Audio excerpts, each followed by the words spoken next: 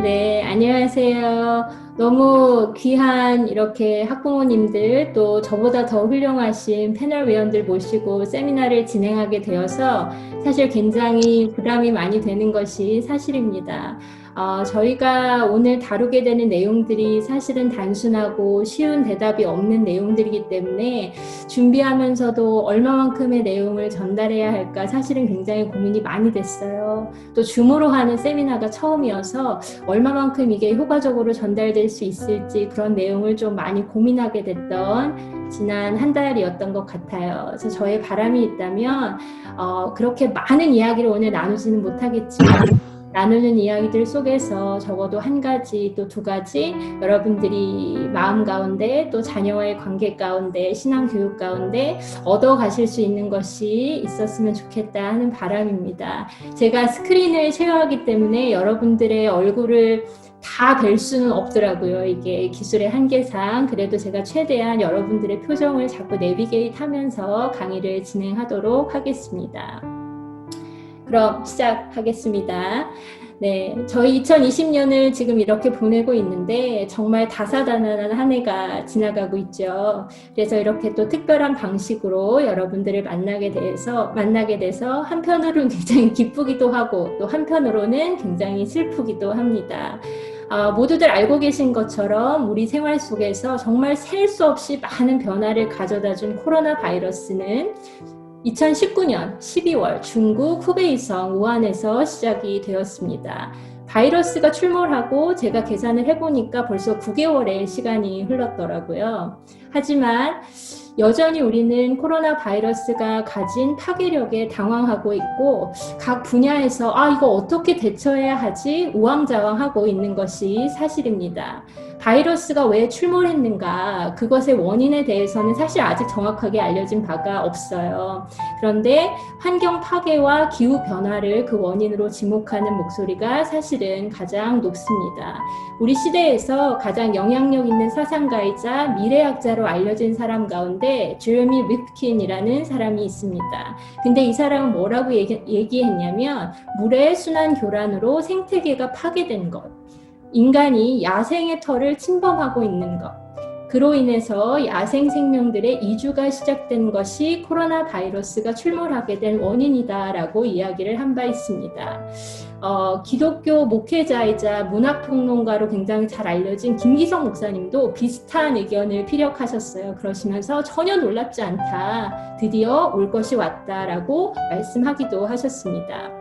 그런데 보다 우리의 마음을 무겁게 하는 것은 코로나와 같은 파괴적인 바이러스의 출몰이 사실은 이번이 처음이 아니라는 거예요. 그리고 마지막이 될 수도 없다는 전망 때문입니다.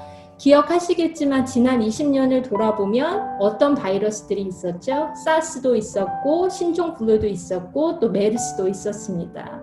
앞으로도 우리 코로나와 같은 새로운 팬데믹이 발생할 가능성을 우리는 전혀 배제할 수 없는 세대에 살고 있는 것입니다. 코로나 바이러스가 터지고 나서 전 세계 정부들을 비롯해서 일터에서 가장 많이 나온 단어가 뭐냐면 바로 재교육이에요. 심지어 우리 최연봉 권사님께서도 말씀해 주셨지만 사역을 하는 방식도 교회에서 사역을 하는 방식도 이제 180도가 바뀌어서 교역자들을 대상으로도 재교육, 그렇죠? 교사들을 대상으로도 재교육, 소그룹 리더들을 대상으로도 재교육, 버추얼 콰이어를 하는 경우라면 성가대원들, 심지어 찬양팀원들을 대상으로도 재교육을 하고 있는 상황입니다. 그렇다면 저도 아이가 있거든요. 부모인 우리도 재교육이 필요할까요? 필요하다면 어떤 분야에서 우리는 재교육을 받아야 할까요?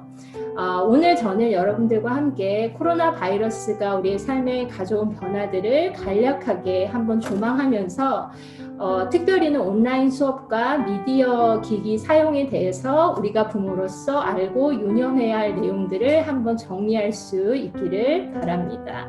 제가 일기를 쓰는 습관이 있어요. 네, 이렇게 예쁜 사람이 일기도 쓰고 대단하지요. 현장에 서면 막 이렇게 화기애애한 분위기를 느낄 수 있는데, 그래서 제가 세미나를 준비하면서 지난 3월 9일자 일기를 한번 찾아봤어요. 근데 그 주간이 저희 아이가 봄방학을 시작하는 주간이었더라고요.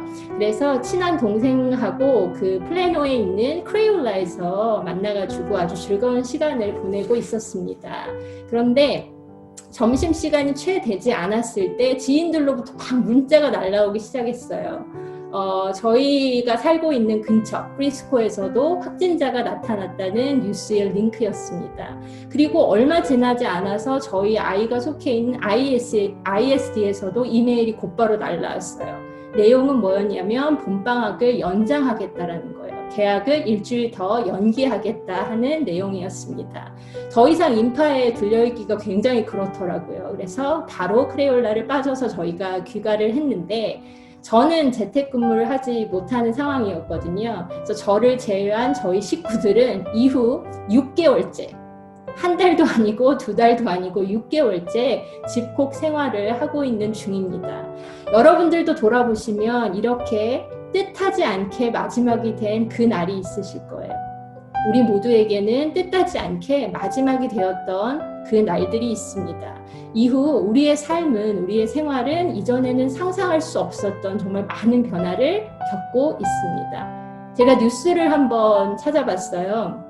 코로나 바이러스 이후 가장 크게 소비가 급감한 업종은 뭘까? 또 급증한 업종은 뭘까? 찾아보니까 소비가 가장 급감한 업종은 면세점, 여행사, 그리고 체육관이라고 합니다. 사람들이 감염에 대한 불안 때문에 여행을 가지 않는 거예요. 사람들이 많이 모여있는 곳을 가기를 꺼려하고 특별히 과격한 운동을 해야 하는 곳은 피하는 겁니다. 그렇다면 반면 소비가 급증한 업종은 무엇일까요? 자전거, 인터넷 쇼핑, 그리고 그로서리라고 합니다. 운동도 쇼핑도 이제는 다 집에서 해결한다는 거죠. 그리고 외식도 자제하게 되었기 때문일 겁니다. 미래학자로 잘 알려진 제이슨 챈커라는 사람이 코로나 이후의 세계라는 책을 썼어요. 그리고 그 책에서 굉장히 구체적으로 코로나 바이러스가 우리의 삶 가운데 보여주고 있는 엄청난 파괴력들을 막 구구절절 나열을 하거든요. 근데 그럼에도 불구하고 코로나 바이러스 때문에 우리가 기대할 수 있는 미래의 긍정적인 효과를 4가지로 이야기했는데 그게 뭐냐면 첫 번째가 재택근무가 증가하게 될 거라는 거예요. 그리고 2번째가 온라인 교육이 확대될 거라는 내용이에요. 그리고 3번째, 의료 분야에 필요했던 인력들이 이제 채워지고 집중되는 현상이 나타날 거다. 그렇게 얘기했고 마지막으로는 에너지 소비와 탄소 배출이 절감될 것이다. 이러한 것들은 파괴력에도 불구하고 우리에게 기회를 줄 수 있는 긍정적인 내용들이다 라고 이야기를 했습니다. 사실 이 4가지들 중에서 저희가 이미 경험하기 시작한 내용들도 있습니다. 그렇죠? 그런데 오늘 저희는 이것들이 왜 특별히 교육의 관점에서 긍정적인 예측이 될 수 있는지를 한번 구체적으로 이야기를 나누어 보도록 하겠습니다. 아까 그 오프닝을 해주시면서 권사님께서 말씀을 해주셨지만 온라인 수업은 사실 대학에서는 굉장히 오래전부터 시작되고 있었어요. 저가 아직 박사 과정 중에 있긴 하지만 학부는 조금 오래전에 했는데 그때에도 온라인 수업이 available 했습니다. 그런데 초등학교 아이들이, 중고등학교 아이들이, 초중고 아이들이 등교를 하지 않고 온라인 수업을 듣게 된 건 코로나 바이러스가 우리 삶에 가져다 준 가장 큰 변화들 중에 하나라고 볼 수 있습니다.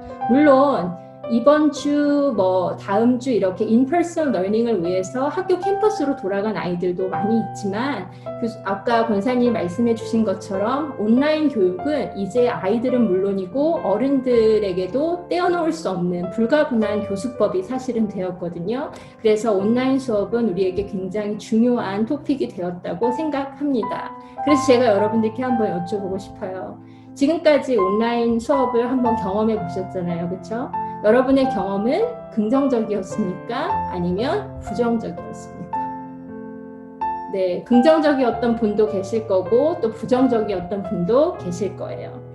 교육 전문가들은 뭐라고 얘기하고 있냐면 코비드-19이 초래한 온라인 수업이 누군가에게는 위기로 또 누군가에게는 기회로 다가오고 있다라고 이야기하고 있습니다. 그렇다면 우리가 던져야 되는 질문은 무엇이 이것을 위기로 혹은 기회로 가르고 있는가? 무엇이 같은 현상을 위기로 혹은 기회로 가르는 키인가, 열쇠인가를 저희가 생각해 봐야 할 거라고 생각합니다. 저는 두 가지가 있다고 생각하는데요. 첫 번째는 가정 환경이고, 두 번째는 아이의 성향, 그리고 아이가 어느 정도 훈련이 되어 있는가. 네, 그 두 가지로 생각을 하고 있습니다. 이게 아닌데요. 요건데요. 그렇죠? 인정하고 싶지 않은 이야기지만 가정 환경은 우리 아이들의 성장에 굉장히 큰 영향을 미칩니다. 온라인 수업으로 사실 전환되면서 학부모가 부담해야 하는 역할이 많아졌어요. 그리고 학부모의 역할이 많아지면 많아질수록 학부모의 역량에 의한 격차가 증가될 수밖에 없는 것이 사실입니다. 교육 전문가들이 뭐라고 말을 했냐면, 제가 슬라이드에 넣어놨는데, 교육에서 코로나 세대라는 것이 생겨난다면 그 세대와 이전 혹은 이후의 세대 사이에는 학력 격차가 생길 수밖에 없을 것이다라고 이야기를 했습니다. 그러니까 학부모의 역할이 증대된 상황에서 중상류층과 취약계층 간의 교육 불평등이 증대되고 있다는 거예요. 그럼 취약계층이 누구냐? 대표적으로는 엄마 아빠가 없이 할머니 할아버지하고 살고 있는 조선 가정의 아이들을 들 수 있습니다. 또 엄마나 아빠 둘 중에 한 명과만 살고 있는 아이도 취약계층이라고 볼 수 있어요. 엄마 아빠 둘 다 살고는 있지만 두 분 다 일을 하셔서 아이에게 시간이나 에너지를 줄 수 없는 밥벌이 가정의 아이들도 사실은 취약계층이라고 볼 수 있습니다. 이민교회 문맥에 적용을 해보자면 1세 부모를 둔 2세가 아니고 1.5세가 아니고 여기 교육 시스템이나 언어에 대해서 잘 모르는 1세 부모를 둔 가정의 아이들도 사실은 취약계층이라고 우리가 볼 수 있는 거죠. 두 번째로 코로나 바이러스가 초래한 온라인 수업을 위기나 기회로 가르는 두 번째 키는 아이의 성향과 훈련의 정도입니다. 온라인 수업에 대해 만족도가 높은 부모님들이 계세요. 근데 그분들이 가지고 있는 공통점이 있는데 자기 주도적인 아이들을 두셨다라는 거예요. 자기 주도적인 아이들을 둔 부모님은 온라인 수업에 대한 만족도가 높으시다는 거죠. 근데 자기 주도적이라는 게 무슨 말이냐면 아이가 자기가 무엇을 해야 하는지를 알고 있다는 거예요. 그리고 그걸 하고 싶어 해요. 그리고 그걸 어떻게 해야 하는지도 알고 있어요. 그러니까 다른 말로 하면 목표의식이 있고 동기부여가 되어 있고 그 목표를 성취할 수 있는 방법도 잘 알고 있다라는 겁니다. 근데 잘 생각해보면 이거는 공부에 대한 이야기뿐은 아니에요. 그렇죠? 인생의 크고 작은 성공과 참된 행복이 바로 이런 자기주도성과 깊이 연결되어 있습니다. 다시 한번 교육 전문가들의 말을 빌려본다면 학력의 격차는 절대 정보 격차에서 오지 않는다라는 거예요. 크게는 생활 태도에서 온다는 거죠. 근데 자기 주도 성향이 그런 습관이 되어 있지 않은 학생은 모니터 앞에서 집중력을 발휘하기가 어려운 게 당연하고 그것이 장기전으로 갈 때에는 온라인 수업을 당연히 위기로 만들 수밖에 없다라는 겁니다. 근데 한 가지 제가 여러분들에게 도전을 드리고 싶은 게 있어요. 우리가 온라인 수업을 얘기할 때 인퍼슨 러닝에 반대되는 개념 혹은 대체적인 개념으로만 알고 있지 않는 게 굉장히 중요합니다. 왜냐하면 온라인 수업을 통해서 코로나 바이러스가 정말 멱살잡이하듯 우리 앞에 뭘 데려왔냐면 미래 교육으로 대표되는 온라인 교육을 데리고 왔다라는 거예요. 아까 우리 권사님도 말씀을 하셨지만 미래학자들이 굉장히 예견하고 대학에서 그렇게 강조하고 그렇게 우리 앞으로 데려오려고 했던 온라인 교육을 코로나 바이러스가 한 방에 우리 앞으로 데려왔고 또 현실로 만들어 버렸다는 이야기죠. 그렇다면 온라인 교육으로 대표되는 미래 교육이 뭔가에 대해서 우리가 생각해 보는 것이 굉장히 중요합니다. 최근에 제가 읽었던 책들 중에 가장 신선한 충격을 주었던 책이라고 한다면 저는 최재봉 교수가 쓴 호모사피엔스라는 책을 들고 싶어요. 호모사피엔스는 신조어거든요. 디지털 기기를 몸의 일부처럼 사용하는 세대를 가리키는 말이에요. 저도 사실 호모사피엔스 세대는 아닐 겁니다.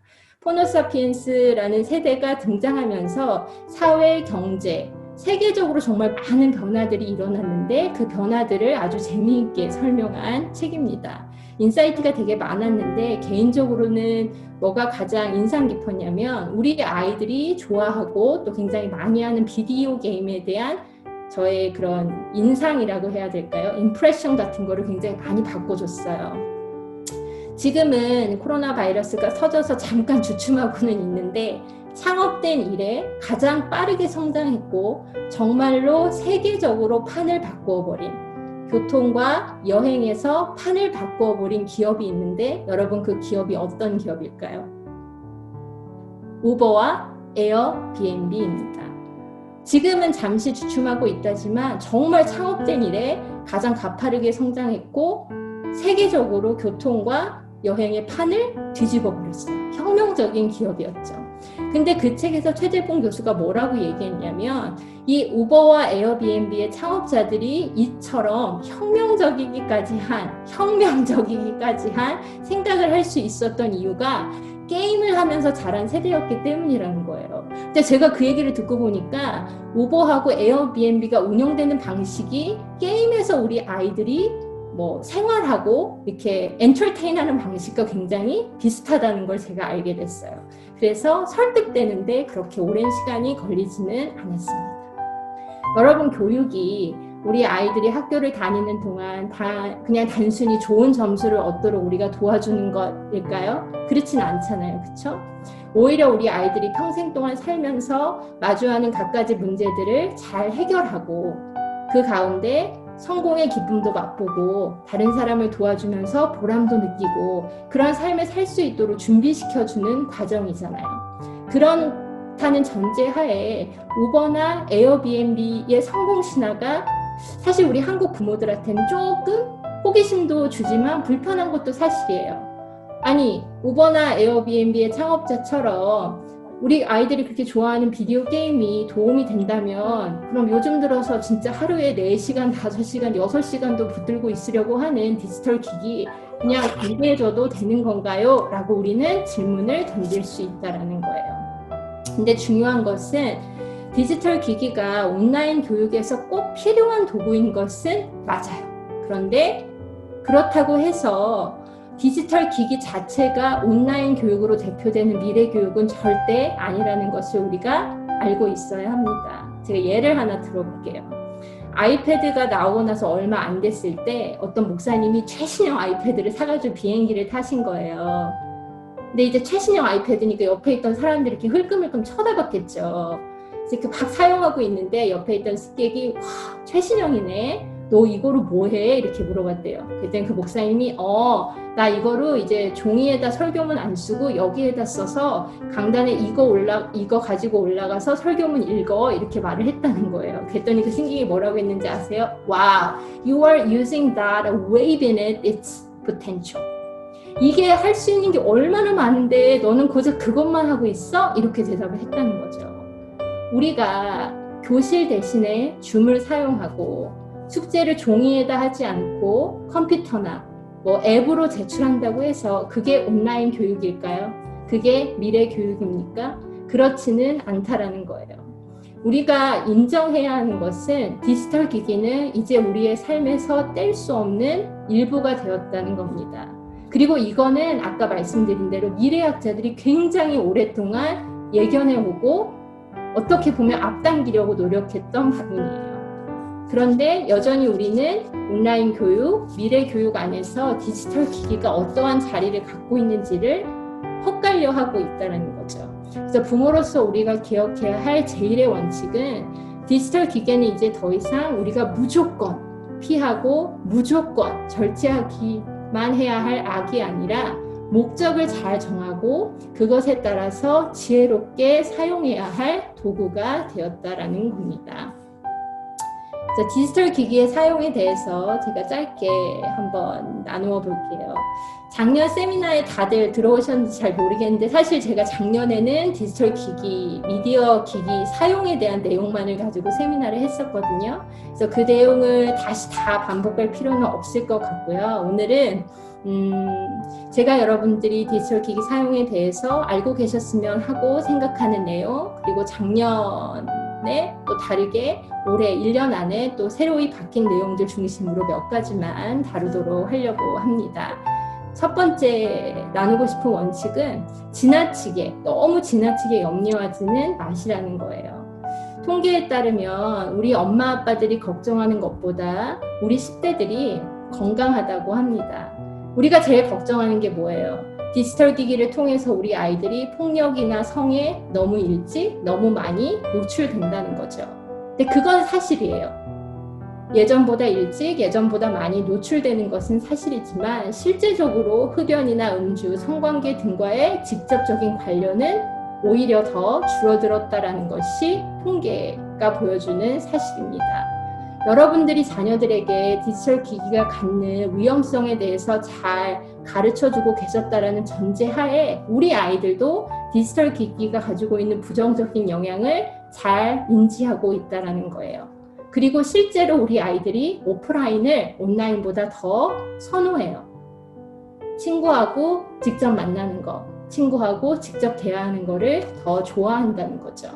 하지만 디지털 기기의 위험은 정말로 여전히 유효합니다.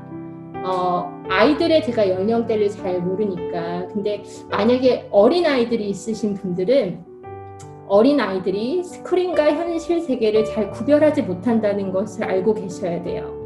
그리고 실제 사람의 얼굴과 실제 사람의 표정이 언어나 감정을 이해하고 습득하는데 가장 효과적인 방법인 것은 사실이에요. 그래서 만 2세 이전에는 스크린 타임을 아예 갖지 않거나 부득이하게 갖게 되더라도 1시간 미만으로 절제하는 것이 굉장히 중요합니다. 그리고 아이가 조금 더 컸다면 그래도 2시간을 넘지 않도록 절제하는 것을 소아과 의사들은 추천하고 있어요.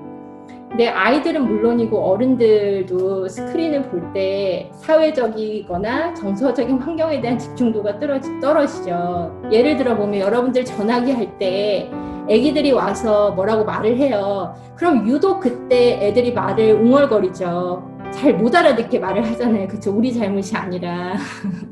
저만 그런가요?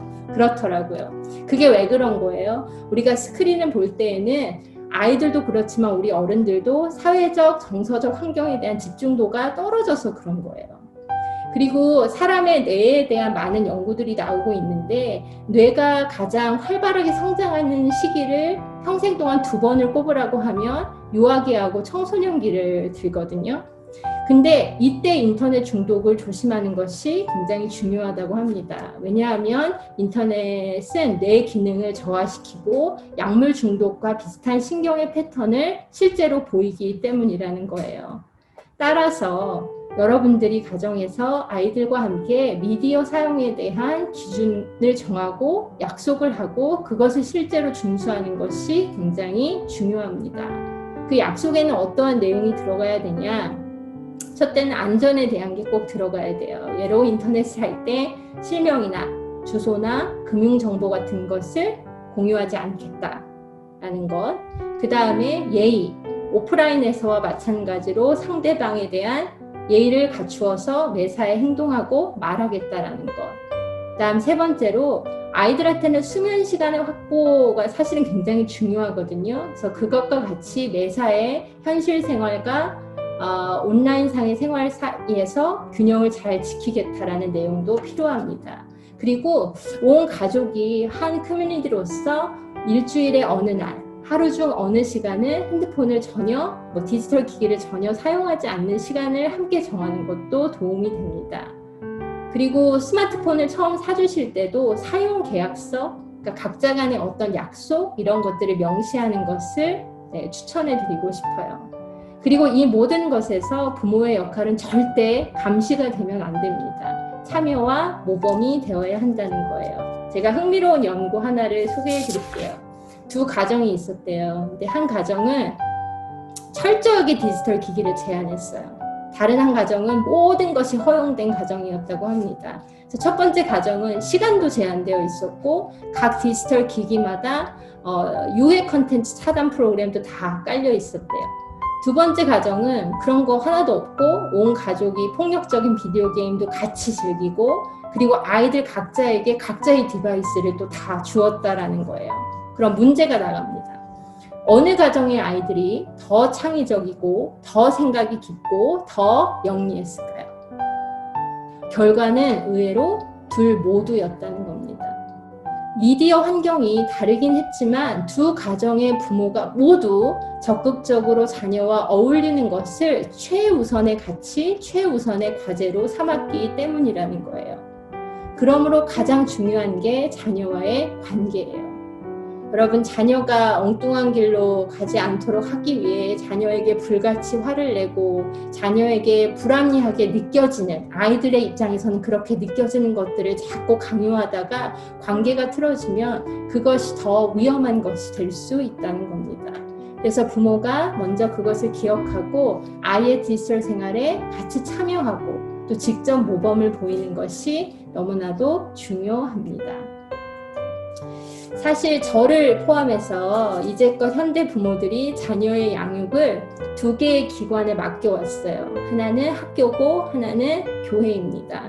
전문가들은 끊임없이 저도 교사 세미나를 하든 학부모 세미나를 하든 여러분 그러면 안 됩니다. 그건 하나님의 원리가 아니에요. 이렇게 강조해 왔지만 우리는 그렇게 살아왔어요. 그런데 아무도 하지 못했던 것을 코로나 바이러스가 한 방에 해결했습니다. 지난 6개월 동안 정말 부모가 온전히 우리 아이들의 양육자가 된 거예요. 지난 반년 또 앞으로도 계속해서 지속될 수 있는 이런 상황으로 인해서 사실 여러분들도 굉장히 지쳐 계실 거예요. 사실 저도 좀 지쳐 있어요. 직장 또 가정, 아이로부터 오는 스트레스가 적지 않죠. 그럼에도 불구하고 우리는 더 나은 부모가 되기 위해서, 아니 보다 더 정확하게는 조금이라도 덜 부족한 부모가 되려고 이 자리에 모였다고 생각합니다. 오늘 우리가 이렇게 나눈 이야기에는 쉽고 단순한 대답이 없어요. 그래도 오늘 여러분에게 세 가지 제가 간단한 지침을 전하는 것으로 순서를 조금 마치려고 해요. 첫 번째는 모든 학습의 기초가 되는 읽기를 강조하시라는 거예요. 물론 여기 아닌 분들도 계시겠지만 저는 워킹맘이고 또 1세예요. 그래서 저희 아이에게 저 역시 최고의 가정 환경을 제공해 주지는 못할 겁니다. 안타깝지만 그게 사실이에요. 근데 제가 처한 상황에서 그래도 지금 이 상황을 위기가 아니라 기회로 만들기 위해 우선순위에 두고 있는 것이 한 가지 있다면 그건 바로 읽기 교육이에요. 제가 여기 오늘 그 슬라이드에 다 그 풋노트는 아니지만 레퍼런스를 다 넣어놨죠. 근데 읽기 교육에 있어서 제가 읽었던 책 중에 가장 도움이 많이 됐던 책은 최승필 선생님이 쓰신 공부머리 독서법이라는 책이거든요. 근데 그 책에서 어떤 이야기가 나오냐면 예로 한 고등학생이 있어요. 근데 이 친구가 지금까지 탱탱 놀기만 했어요. 그래서 공부는 완전 최하위예요. 근데 늦게라도 철이 들었네요. 그래서 공부를 따라잡고 싶어요. 지금 고등학생인데 초등학교 수학도 몰라서 그것부터 공부를 해야 되는 상황이에요. 그럼 초등학교 수학을 따라잡으려면 얼마의 시간이 필요할까요? 초등학교를 다니는 5년이라는 시간이 다 필요할까요? 다 필요하지는 않다는 거예요. 여러분, 공부라는 것이 그렇습니다. 따라잡을 수 있다는 거예요. 근데 그 따라잡기를 가능하게 하는 힘이 뭐냐면 이건 제 얘기가 아니에요. 많은 교육 전문가들이 얘기하고 있는 거예요. 그 따라잡기를 가능하게 하는 것이 글을 읽고 이해하는 능력이라고 합니다. 학습을 좀 놓쳐도 괜찮다는 거예요. 책을 잘 읽고 잘 이해하는 아이들은 언제든 마음만 먹으면 놓친 것들을 잘 회복해낼 수 있다는 거죠. 자기에 대해서 긍정적인 마음을 잃지 않는 것, 그리고 읽기 훈련을 게으르지 않게 잘 해나가는 것, 어쩌면 우리에게 그게 필요한 부분이 아닐까라는 생각을 해보았습니다. 그리고 두 번째는 진심으로 대하시라는 거예요. 여기 모이신 모든 분들 엄마나 아빠가 두 번째이신 분 안 계시잖아요. 다 처음이죠. 저희는 모두가 다 처음이에요. 저도 요즘 저희 아이와 부쩍 싸우기 시작했는데 진짜 퇴근하고 집에 들어오면서부터 잠들기 전까지 싸우는 날도 많이 있어요. 근데 그때마다 제가 마음에 떠올리는 말이 한 가지 있는데 그 말이 뭐냐면 우리 아이들이 엄마 아빠를 어른들을 화나게 하려고 괜한 행동을 하는 거는 아니라는 말이에요. 아이들의 말과 행동 때문에 화가 날 때 너무너무 많죠. 근데 그거를 악의적인 것이라고 생각하면 우리는 화를 낼 수밖에 없어요. 그렇죠? 그리고 화가 나면서 아이의 무심한 행동과 반응 때문에 더 화가 나요. 그럼 이게 계속 에스컬레이트 되는 거예요. 근데 아이와 말과 행동 때문에 화가 날 때 한번 이렇게 생각하시면 좋을 것 같아요. 얘가 일부러 그러는 건 아닐 텐데 왜 그러지? 얘가 일부러 그러는 건 아닐 텐데 왜 그러지? 이렇게 한 번 더 생각하고 한 템포 늦게 반응하는 게 중요한 것 같아요. 그리고 대화하셔야 돼요. 많은 엄마 아빠들이 명령하는 것을 대화라고 생각하시는데 그건 대화가 아니에요. 그렇죠? 명령하는 것이 대화가 아니고 아이의 입장에서 눈높이를 맞추고 아이의 말을 들으려고 시도하는 것. 그게 대화죠. 우리가 처음 풀어보는 문제를 성공적으로 푸는 최고의 방법이 있다면 그거는 진심이라고 생각합니다. 그래서 자녀와 늘 진심으로 대화하시고 또 자녀를 뭐 나의 부하 직원, 나에게 속한 어떤 것 이렇게 하시지 마시고 아이를 하나의 인격체로 존중하시면서 아이를 진심으로 대하시는 엄마 아빠들이 되셨으면 좋겠습니다. 그리고 마지막으로는 제일 중요한 거예요. 하나님을 의지해야 하는 시간입니다. 코로나 바이러스로 정말 모든 것이 다 뒤집어진 지금 오히려 이게 변하지 않지. 이건 영원한 거지. 우리가 그런 것들을 더 잘 발견하게 됩니다. 하나님이 그런 분이세요. 그렇죠? 하나님은 변함이 없으시고 우리는 매사에 그분을 신뢰해야 합니다.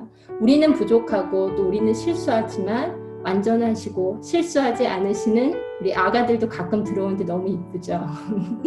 실수하지 않으시는 그분을 우리는 믿고 의지하고 신뢰해야 한다는 겁니다. 그리고 그런 하나님이 우리 아이들을 인도해주고 계세요.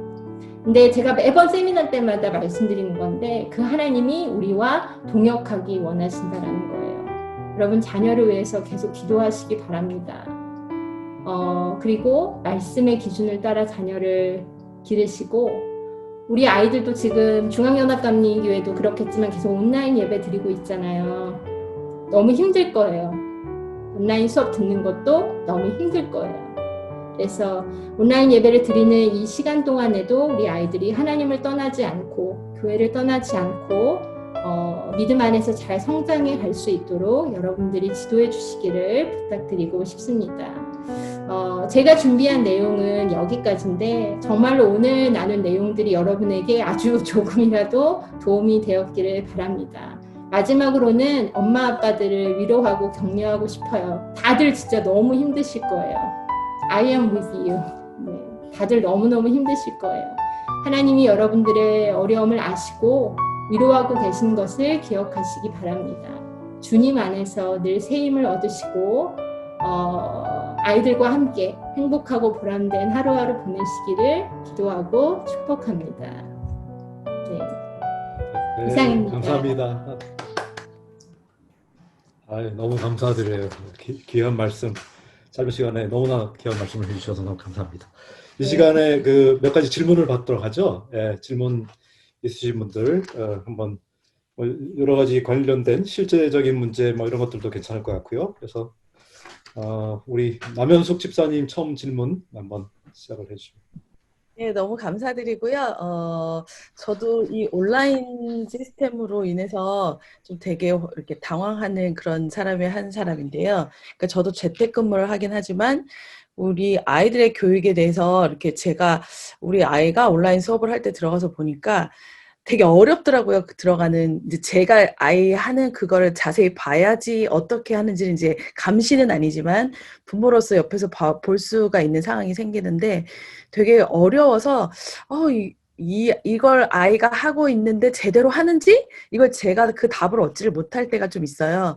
그래서 가끔은 얘가 숙제를 놓치거나 해야 할 제출이 안 될 때 저한테 이메일로 이제 선생님이 이렇게 보내주거나 그러면 나는 아이를 믿고 맡기지만 아이는 제대로 하지 않고 있더라고요. 이럴 때 되게 당황하는 그런 게 생겨요. 그러니까 왜냐하면 내가 철저하게 이걸 알아서 얘를 일일이 다 해주고 싶은데 나도 그 학교의 시스템과 그 온라인의 교육에 대해서 나도 어렵기 때문에 그러니까 그런 거를 당할 때 그러니까 그런 걸 처했을 때 사실 아이한테 야단을 치고 싶지만 걔도 지금 처음 당하는 입장이라서 그렇게 할 수 없잖아요. 그래서 가끔 이렇게 어려울 때는 이렇게 친구나 형한테 물어봐서 이걸 해결했으면 좋겠다라고 얘기를 하는데 내 안에는 계속 그런 과연 이래서 얘가 한 학년을 끝나고 다음 학년을 올라갈 수 있을까? 기도는 하지만 인간의 그런 생각이 좀 되게 많이 자리가 잡혀요. 이럴 때 내가 아이한테 좀 더 어떤 조언을 해주면 좋을지 그걸 좀 듣고 싶어요. 네. 권사님, 제가 답변을 하는 건가요? 아니면 저희 패널 분들이 하시는 건가요? 강사분께서 아, 네. 전도사님께서 직접 하시면 되겠습니다. 네, 아, 감사합니다. 네. 네. 근데 꼭 저만 하는 것은 아니고 더 나은 지혜가 있으신 분들은 서로서로 나누는 것도 좋을 것 같습니다. 아, 그렇죠. 일단 아이가 무성의하게 과제를 하기 때문에 미스테이크가 생기고 하는 건지 아니면 정말로 어떤 학습의 격차가 벌어지고 있어서 따라잡기를 어려워하는 건지를 아는 게 중요한 것 같아요. 근데 두 가지 경우 모두에 해당하는 기본적인 원칙은 우리가 아이를 윽박지르는 것으로 시작하면 안 된다는 겁니다. 저도 아이의 온라인 수업을 월요일에는 저와 이제 쉬는 날이니까 지켜봐요. 정말 끼어들어서 직접 가르치거나 아직은 저학년이어서 가르치거나 혹은 혼내키거나 아니면 옆에서 이제 가지고 있는 아이패드나 이런 것들을 다른 목적으로 막 몰래 사용하고 있는 것들을 빼앗고 싶은 습관들이 많이 있습니다. 근데 그때마다 그렇게 반응하지 않으려고 노력해요. 그리고 아이에게 수업이 끝난 다음에 물어봐요. 뭐를 했는지, 뭐가 어려웠는지, 이렇게 물어보죠. 근데 생각보다 우리 아이들이 뭐가 잘하는 건지 잘 못하는 건지 잘 알고 있어요. 그래서 우리 아이들과 대화를 하실 때 여러분들이 늘 이건 잘하는 거야, 이건 못하는 거야, 자꾸 정답을 제시하고 명령하고 감시하는 투로 하시지 말고 일단 아이에게 먼저 물어보고 아이의 반응을 보는 게 더 중요한 것 같아요. 그래서 만약에 저는 화나는 게 딱 한 가지 있어요. 아이가 온라인 수업을 하는데 자기 딴에는 지루한 거예요. 혹은 자기 딴에는 관심이 없는 거예요. 근데 이제 옆에 아이패드도 같이 있거든요. 숙제 때문에 옆에 같이 두는데 이제 그걸 가지고 몰래 이제 딴 걸 하는 거죠. 근데 그거는 제가 아이에게 수업이 끝나면 그걸로 뭘 했는지 그게 정말 옆에 두는 게 필요한지 물어보면서 그거는 가르쳐 주려고 해요.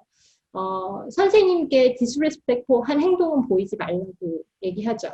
엄마도 줌으로 사람들을 가르칠 때가 있는데 다 보여.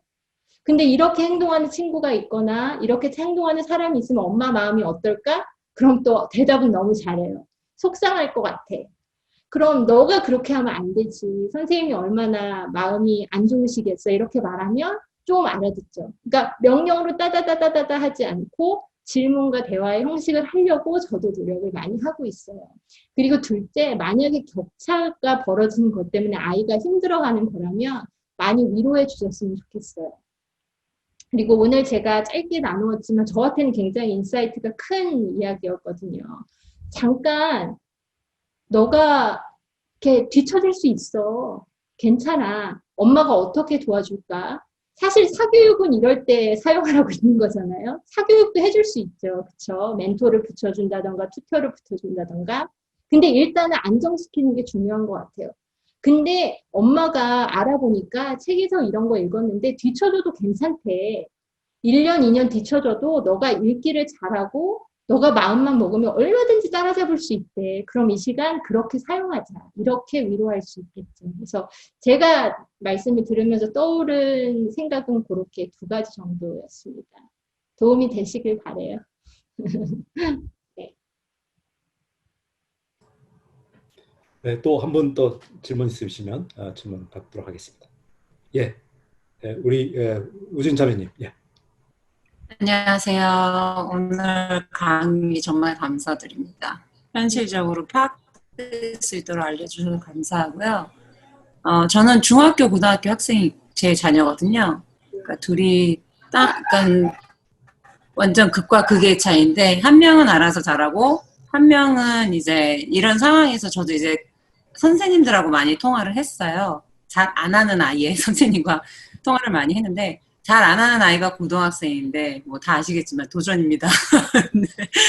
그러니까는 중학생 같은 경우에는 그것 정말 말씀하신 대로 퍼스널리티의 차이 그리고 자기 리스폰서 그 책임감에 대한 차이 그게 정말 지금 현재에서 옆에 환경과 다른 환경에 따르지 않고 자기 자신에 대한 싸움인 것 같아요, 아이들이. 근데 이런 환경에서 중요성에 대한 포인트도 굉장히 많이 다른 것 같거든요. 그러니까 이 아이가 자기의 목표가 있고 자기가 하고자 하는 게 확실하면 그 목표를 위해서 자기가 이렇게 해가는 게 누가 옆에서 간섭을 하지 않아도 알아서 찾아가는 거와 근데 목표에 대해서 불확실한 아이들은 이제 그나마 학교를 가면서 강제로라도 해왔던 거를 온라인이라는 수업에서 자유가 더 주어지니까 많이 해이해지거나 그게 이펙트적으로 자기한테 그렇게 크게 학교에 가면 선생님들이 잔소리하고 하는 게 있지만 솔직히 온라인으로 한 이후로는 선생님들이 그렇게 많은 시간을 잔소리보다는 팔로업이 좀 많이 적잖아요.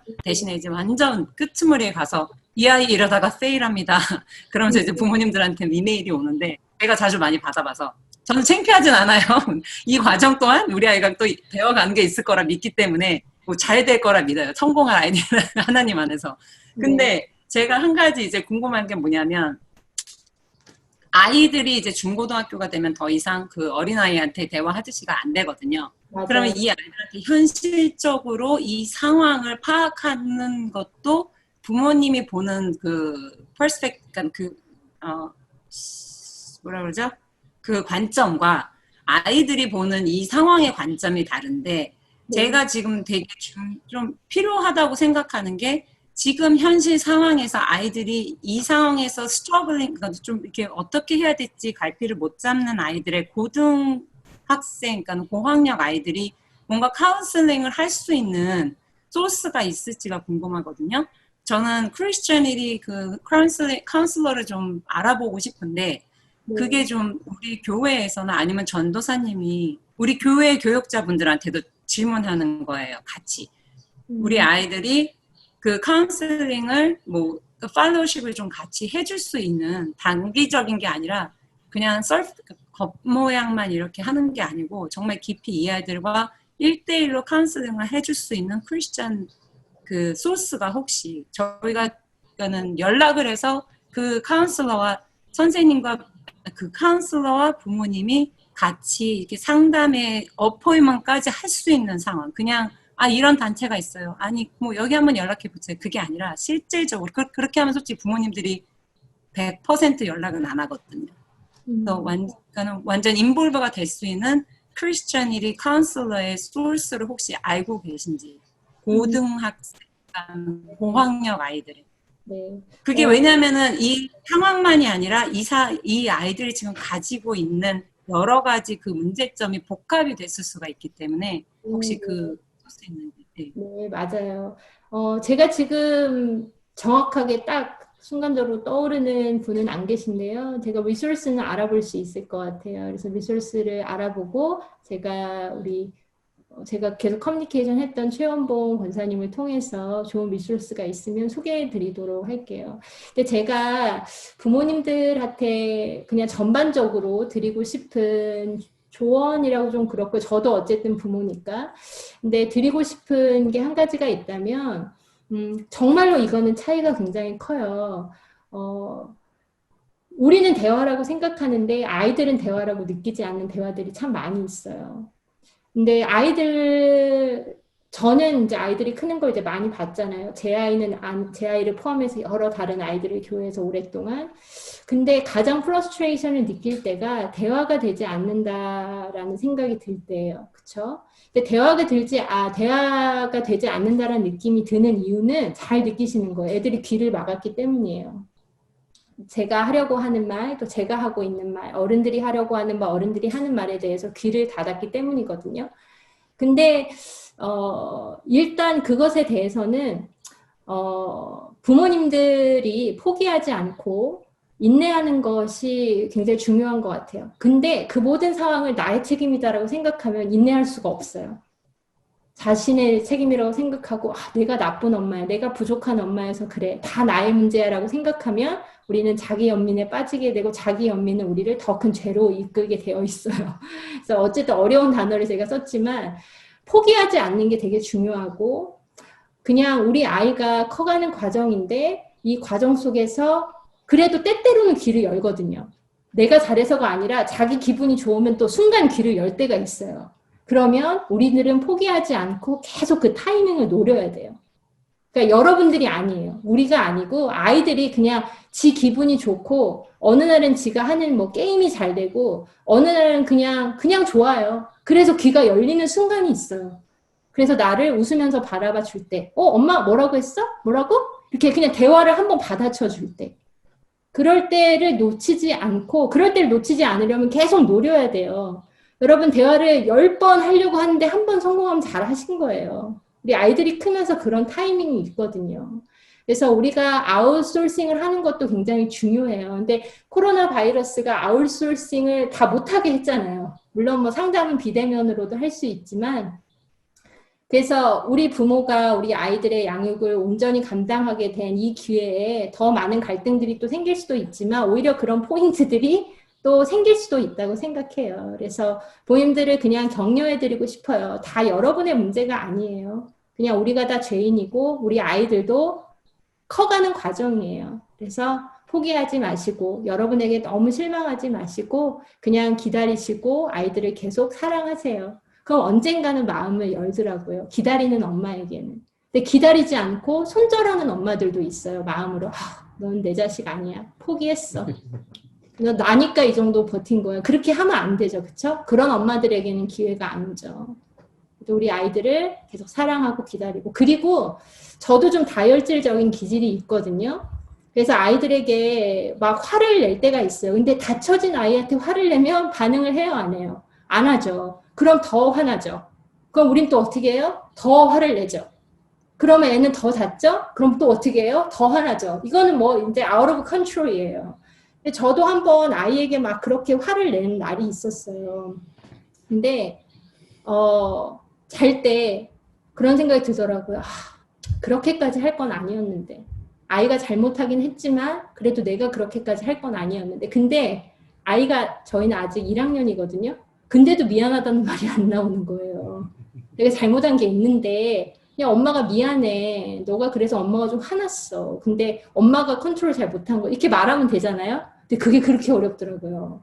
근데 하루는 그냥 얘기했어요. 엄마 너무 미안해. 아까 엄마가 너무 짜증낸 것 같아. 엄마 용서해 줄 수 있겠어? 그랬더니 이거 조금 한 게 용서해 주겠다고 그러더라고요. 그래서 고마웠어요. 엄마와 자식 가운데 그런 모멘트들이 필요한 것 같아요. 여러분도 엄마가 처음이니까. 근데 늘 문제를 푸는 최고의 방식은 뭐예요? 진심이에요. 사랑하는 마음을 잊지 않고 계속 기다리시기를 바라고 격려합니다. 네, 감사합니다. 네. 너무 귀하신 말씀 잘 해주셔서 감사합니다. 아이들한테 한 템포 늦게 반응하고 네. 대화를 끊이지 않게 할 수 있고 하나님을 의지해서 아이들을 잘 양육하는 하나님과 동역하는 그런 양육이 되었으면 좋겠다 말씀해 주셨습니다. 이 순서로 바로 그 패널로 넘어가서요. 그 패널 잠깐 진행하면서 또 우리 주 전도사님 질문할 기회가 또 있습니다. 그래서 질문 또 하실 것도 준비하셨다가 패널 잠깐 하고 질문 받을 때 같이 또 질문을 해주시면 되겠습니다. 첫 번째 패널리스트를 초청하겠습니다. 우리 교회 그 전창희 권사님이시고요. 청년부 부장으로 지금 학교에서 UTA에서 그 Distinguished Endowed Professor입니다. 특별 위치입니다. 그러니까 스카우트 해가지고 특별하게 모셨던 그런 분이고요. 그러니까 필름 분야의 권위자입니다. 미디어 분야에. 그래서 저희 교회 지금 온라인 그 교육 체계를 갖다 지금 안정하게 지금 잡고 계시고요. 그래서 제가 질문을 하나 드리겠습니다. 그래서 이제 온라인 시대가 도래되었는데 그 미디어의 영향이 이제 실제 우리 생활 속에 깊숙하게 들어왔습니다. 우리 아이들한테 들어와 있고요. 그래서 전문가이신 입장에서 볼 때 앞으로 예측되는 그 영향, 아이들한테 피해라든지 좋은 예라든지 그리고 이제 사회적으로 신앙적으로 볼 때 어떻게 우리 아이들한테 영향을 미칠까? 그리고 앞으로 펼쳐질 학교 교육과 학부모들의 입장에서 어떤 자세로 입장해서 대치를 할 수 있을까? 그거를 한번 질문을 여쭤보고 싶습니다. 예, 감사합니다, 권사님. 권사님께서 부족한 저를 너무 거창하게 소개해 주셔서요. 저는 저 스스로를 그냥 하나님의 자녀라고 소개하는 것을 가장 좋아합니다. 그리고 질문해 주신 거에 대해서 부족한 소견 잠깐 나누기 전에 먼저 저도 오늘 들어와서 우리 강사님 통해서 너무 많은 것 배웠고 또 저의 모습과 부모로서의 모습을 돌아볼 수 있어서 너무 감사드리다라는 얘기를 먼저 드리고 싶어요. 제가 그 미디어에 대해서 조금 잠깐 제가 공부하는 분야이니까 잠깐 설명을 드리면 아마 벌써 한 30여 년 전에 그 사단이 미디어를 선택했다. 그러니까 제가 30살이니까 제가 태어나기 직전에 아마 벌써 사단은 이 미디어를 선택해서 제가 재민스시라고 제 나이를 30살이라고 했는데 아무도 미소를 안 지어주셔서 제가 갑자기 의기소침해졌습니다. 가끔은 이렇게 편하게 웃어주셔도 좋겠네요. 그렇게 얘기할 만큼 미디어가 정말 사단의 도구가 되어서 많은 시간 동안에 저희들에게 좋지 않은 영향을 준 것은 누구도 부인할 수는 없는 것 같습니다. 아침에 저희가 어떤 미디어건 저희가 보게 되면 정말 신앙적인 가치와 하나님의 가치관을 가르쳐주기보다는 세상적인 가치와 또 세상적인 성공의 기준을 저희들에게 주입하는 그런 도구처럼 되어버렸죠. 그래서 제가 재미있으시라고 몇몇 사파와 함께 이야기를 하나 예를 드리는데요.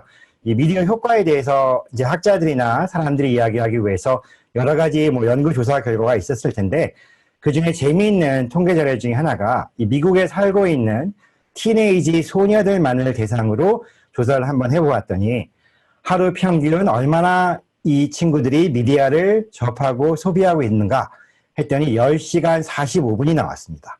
하루에 10시간 45분이요. 그러니까 쉽게 얘기하면 잠자는 시간 빼놓고는 거의 대부분을 미디어랑 보내고 있다고 볼 수 있겠죠.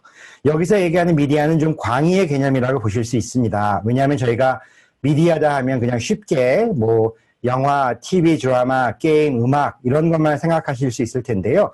사실 정확한 그 개념으로 미디어를 광의적으로 살펴보게 되면 꼭 그런 부분뿐만 아니라 책도 미디어에 속할 수 있고요. 잡지책도 있고요. 그러니까 저희가 하루에 정말 얼마나 많은 시간을 미디어에 투자하고 있는가 이런 것들을 드러내는 통계라고 할 수 있겠죠.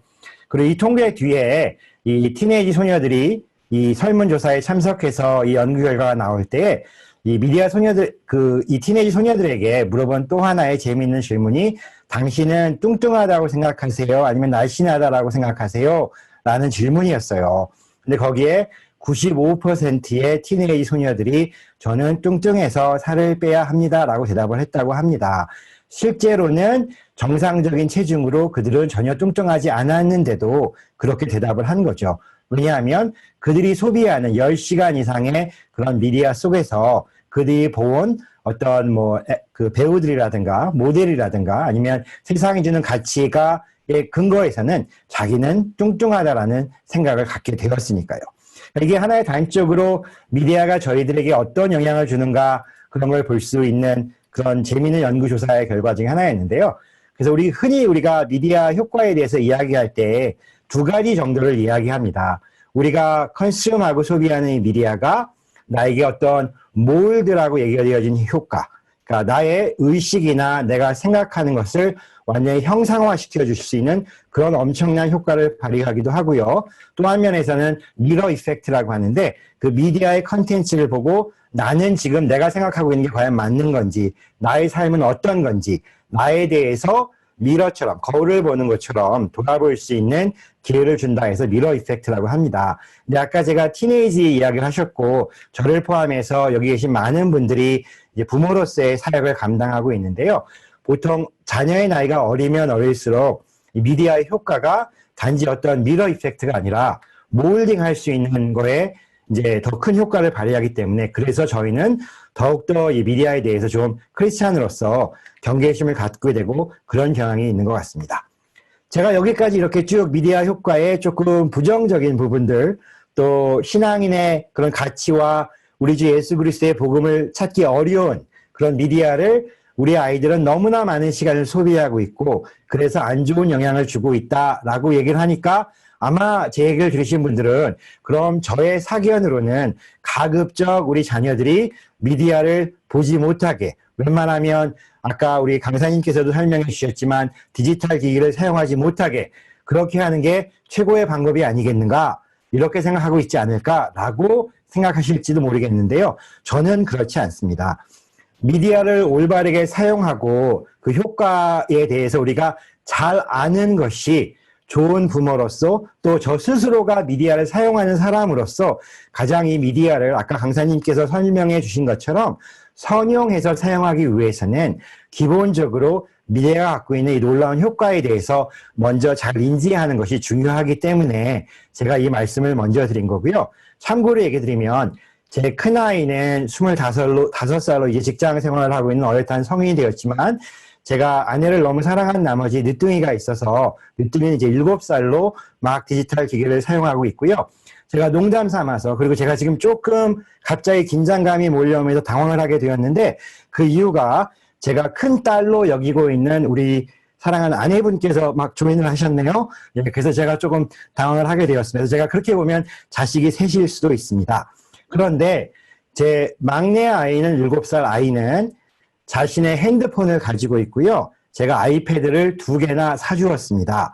이제 2주하고 하루가 지나면 제 아이의 8번째 생일이 돌아오고 있는데요. 저는 그 아이에게 새로운 아이패드를 선물하려고 준비하고 있습니다. 그럼 제가 드린 얘기가 아까 얘기한 미디어의 악역 효과에 만약에 생각하신다면 말이 안 된다고 생각하실 수도 있으실 거예요. 근데 저는 아까 강사님께서 해주신 말씀을 들으면서 그것도 일종의 제가 소비하는 미디어인데 강사님의 말씀 속에서 미러 이펙트도 있었고 몰드 이펙트도 제 안에서 생겼습니다. 제가 부모로서의 어떤 것이 잘한 것이었을까, 강사님의 모습을 이야기를 들으면서 돌아보는 시간도 가졌고 또 제가 좀 잘못했었구나라고 생각하는 부분은 저에게 새로운 몰딩하는 효과도 있었겠죠. 제가 제 아이에게 그런 것들을 제공하고 하는 이유는 이 문제 때문에 저의 사랑하는 큰딸이자 저의 마님이자 아내인 분과 저도 오랜 기간 함께 대화를 했던 기억이 나는데요. 저는 무조건 이것을 사용하지 못하게 하고 무조건 게임을 보거나 하려고 하는 것을 못하게 하는 것이 능사가 아니라고 철저하게 믿기 때문입니다. 이쪽을 공부하는 사람으로서 저는 우리 아이들에게 이것을 컨트롤할 수 있고 이것을 스스로가 조정할 수 있는 힘을 길러주는 것이 무조건 못하게 하는 것보다 더 중요한 교육이라고 믿기 때문입니다. 그래서 사실 제가 늦둥이를 가진 이후에 공부하게 된 것이 이 아이가 자주 하는, 예를 들어서 마인크래프트라는 게임이 있다면 그 게임에 나오는 캐릭터는 누가 있고 그 캐릭터의 특성은 어떠며 이 마인크래프트는 몇 가지 레벨로 이루어져 있는지 제가 공부를 해야 되겠더라고요. 그래야 이 아이의 이야기를 들어주고 이 아이가 이 게임을 통해서 무엇을 배우고 있는가를 알 수 있기 때문에 그렇습니다. 그래서 제가 미디어 효과를 하면서, 물론 저는 강사님처럼 교육학을 공부한 사람이 아니어서 교육의 효과는 잘 모르지만 제가 믿는 가치의 기준 속에서는 이 엄청나게 영향을 발휘하고 있는 미디어 효과에 대해서 우리가 분명히 한 이후에는 우리 자녀들이 무조건 안 된다고 할 것이 아니라 잘 관리해서 쓸 수 있게. 또 한 가지 긍정적인 소식은 사단이 미디어를 선택했지만 우리를 너무나 사랑하시는 예수 그리스도께서는 또한 많은 신앙인들의 미디어를 만드는 분들을 예비하셨어요. 그래서 요즘 여러분들 잘 살펴보시면 저희 작은 아들도, 그 막내 아들도 아침에 일어나면 제일 먼저 해야 되는 게 아이패드로 성경을 봅니다. 그래서 바이블 앱을 이용해서 성경을 보고요. 자기 전에는 엄마랑 꼭 함께 미노라든가 이피라든가 슈퍼북이라든가 크리스천의 좋은 미디어 컨텐츠를 갖고 꼭 보게 하고요. 그러니까 사용하되 올바른 방향으로 사용할 수 있는 그런 힘을 쥐어주는 것이 중요하다고 생각합니다. 그리고 아까 몇 분 교회분들께서 질문을 해주셔서 죄송합니다. 제가 얘기가 좀 길어지면 곧 마무리하도록 하겠습니다. 제가 저희 아내에게 개인적으로 감사하는 것은 아까 곽우진 집사님도 그런 고민을 나누어 주셨는데요. 저는 자녀와의 대화에 있어서 가장 중요한 것은 들어주는 거라고 생각합니다. 저희가 어른이고 먼저 이 길을 간 사람이라는 이유 때문에 나는 너보다 더 많은 것을 이 세상에서 알고 있으니까 내 말을 들어. 제가 큰아이랑 대화를 하면 예를 들어서 큰아이가 30분을 이야기하게 하고 저는 1분을 얘기하려고 노력합니다. 어쩌면 가장 중요한 대화는 들어주는 거라고 저는 생각을 하거든요. 근데 저희 아내는 그걸 참 잘해요. 저희 아이가 뭐 게임을 하고 뭐 너무 미디어를 많이 한다고 해서 뭐 소리치고 이제 그만해. 이제 그거 하면 안 되지. 이렇게 하는 것이 아니라 대화로 그 아이의 의견을 들어주려고 하는 모습 속에서 서로 그 조정해 나갈 수 있는 것들을 발견할 수 있다고 생각합니다. 그래서 끝으로 얘기 드리고 싶은 것은 사단이 미디어를 선택했지만 사단보다 더 크신 예수님께서 저희들에게 사단이 선택한 미디어를 바꾸고 또 그 미디어를 통해서 주님의 복음을 전하게 하셨으니 너무 부정적인 시각보다는 긍정적인 시각으로 이 미디어를 잘 활용했으면 좋겠습니다. 감사합니다. 네, 감사합니다. 아주 짧지만 임팩트가 크게 또 이렇게 잘 정리를 해주셔서 우리 아이들이 컨트롤할 수 있는 능력을 잘 키워야 되겠다 하는 시각에서 접근을 하고 계시는 전창희 목사님의 좋은 설명이셨습니다. 이번에는 그 이희성 목사님을 모시겠습니다. 그래서 뉴스 담당 목사로서 이제 현장에서 우리 사춘기 아이들을 신앙을 돕고 계시는데요. 아무래도 이 아이들이 그 민감한 시기고 문화에 쉽게 이제 흡수되는 그런, 그래서 가치관에도 큰 영향을 받는 그런 시기이기 때문에 이 아이들을 이런 온라인 체제 속에서 어떻게 지금 인도하고 계시고 또 목회 현장에서 그 바라보는 그 아이들의 그 신앙 성장에 대한 시각을 어떻게 갖고 계시는지 한번 나눠주시면 감사하겠습니다. 네. 저희가 이제 많은 이제 시간과 또 시대 흐름 속에서 많은 변화가 있지만, 가장 중요한 거는 저희의 중심이 어디에 있는지가 제일 중요한 것 같아요. 그래서, 물론 우리가 많은 것을 계획을 하고, 많은 좋은 의도로 이거를 할지라도, 그 계획함 가운데, 그리고 그것을 인도하시는 것 가운데 하나님이 계시지 않다면은, 말씀이 그 안에 없다면 사실은 인간이 계획하는 거고 얼마 지나지 않아서 그거는 또 새로운 벽을 부딪히게 되고, 예를 들어서 뭐 코로나가 되었던 또 다른 뭐 시대에 어떤 문제가 되었던 그때마다 부딪히는 것 같아요. 그래서 가장 중요한 거는 제가 저희 선생님들하고도 얘기를 하고 또 같이 기도하고 준비하면서 가장 강조하는 것 중에 하나가 계속해서 우리의 그 중심을 하나님 안에서 매일매일 계속해서 확인하고 그 가운데 기도 가운데 또 새롭게 지혜 주시고 인도하시는 방향이 무엇인지. 그래서 뭐 다 아시겠지만 이제 이스라엘 백성이 광야에 있을 때 그들이 이제 하나님의 임재함 가운데 있었지만 하나님 멈추신 곳에 멈추고 또 움직일 때 움직였던 것처럼 당장 어떤 우리가 코로나 시대가 들어와서 어떠한 예배 가운데 그리고 아이들 간의 인터랙션 가운데 문제가 생겼다고 급하게 막 불을 끄려고 뭔가를 막 하는 것이 아니라 하나님께서 아직 멈추라 하시고 기다리러 가신다면은 그 기도함 가운데 우리가 좀 머물고 좀 그러한 행보를 더 취해야 되지 않을까.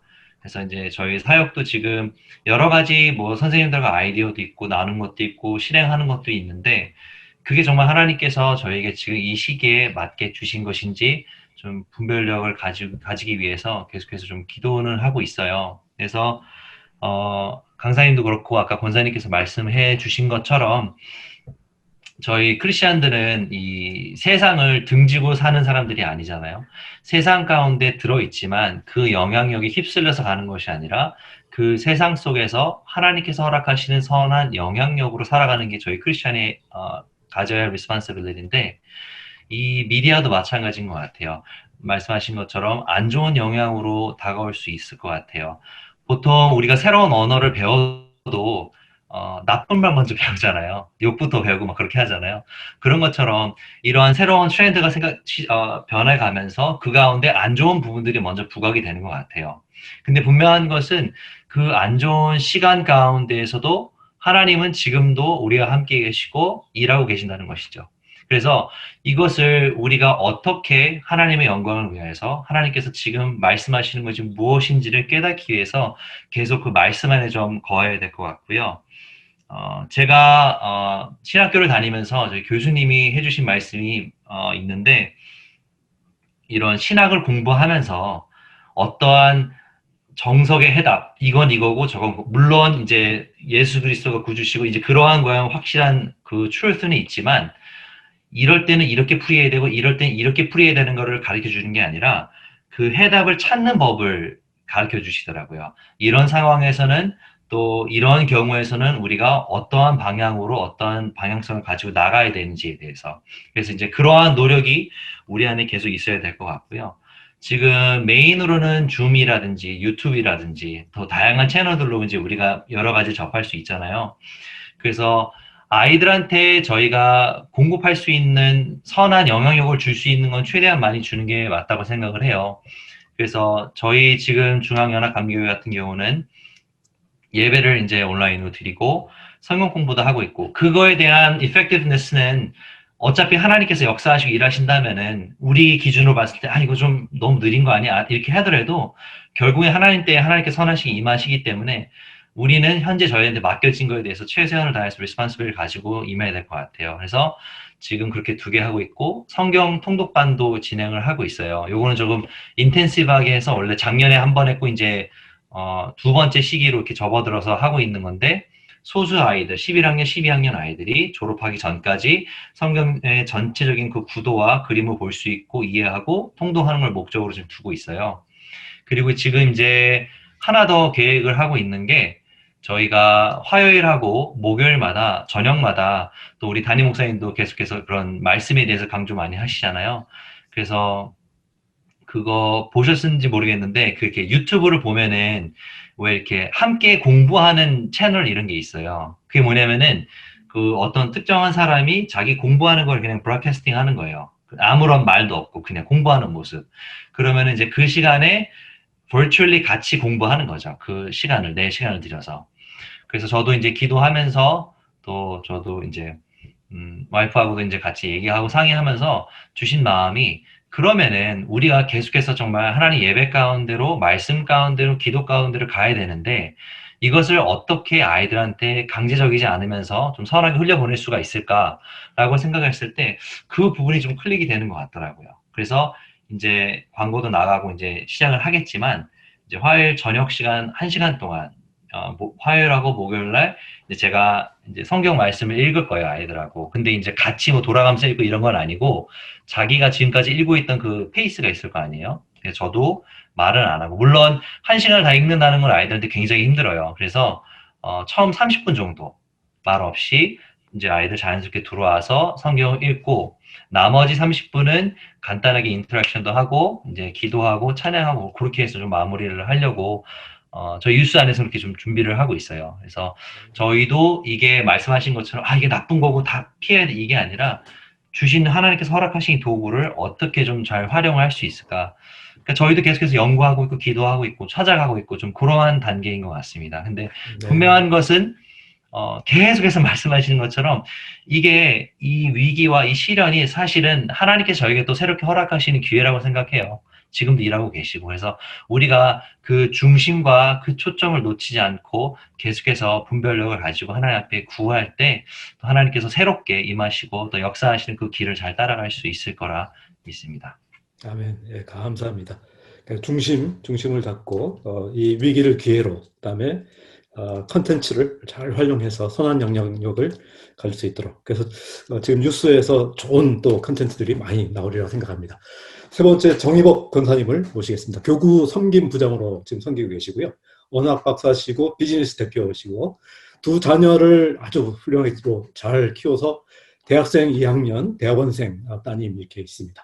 그래서 제가 2가지 질문을 준비했는데요. 하나는 그 온라인 시대, 아까 대화가 굉장히 중요하다고 그랬는데 온라인 시대에 자녀들과의 원활한 소통을 위해서 부모는 무엇을 준비를 해야 할까요?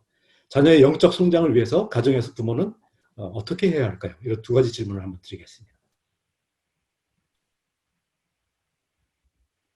저희 언뮤트 마이크 꺼져 있습니다. 언뮤트 하셔야 될 것 같습니다.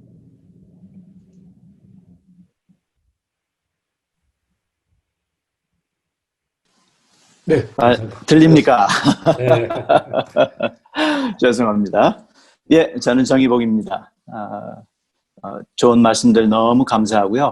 지금처럼 어려운 시기에 우리가 지혜를 모아야 하는데 이와 같이 시간을 마련해 주셔서 너무 감사하고 저를 또 초대해 주셔서 너무 감사합니다. 저는 대학 2학년에 다니는 아들이 지금 집에 있습니다. 지난 학기에 코로나 바이러스로 인해서 집에서 원격으로 수업을 했고 또 이번 학기에도 그렇게 되고 있습니다. 저는 우리 아들을 보면서 지금 현재 어린 자녀들을 둔 가정들이 얼마나 분주할까, 어려움을 겪고 있을까, 또 그러한 생각도 해봤는데요. 저희 아들은 아주 잘 적응을 하고 원격 수업이지만 모든 걸 아주 잘 하고 있습니다. 제가 이 세미나를 참석한다는 것을 알고 제 아들한테 물어봤어요.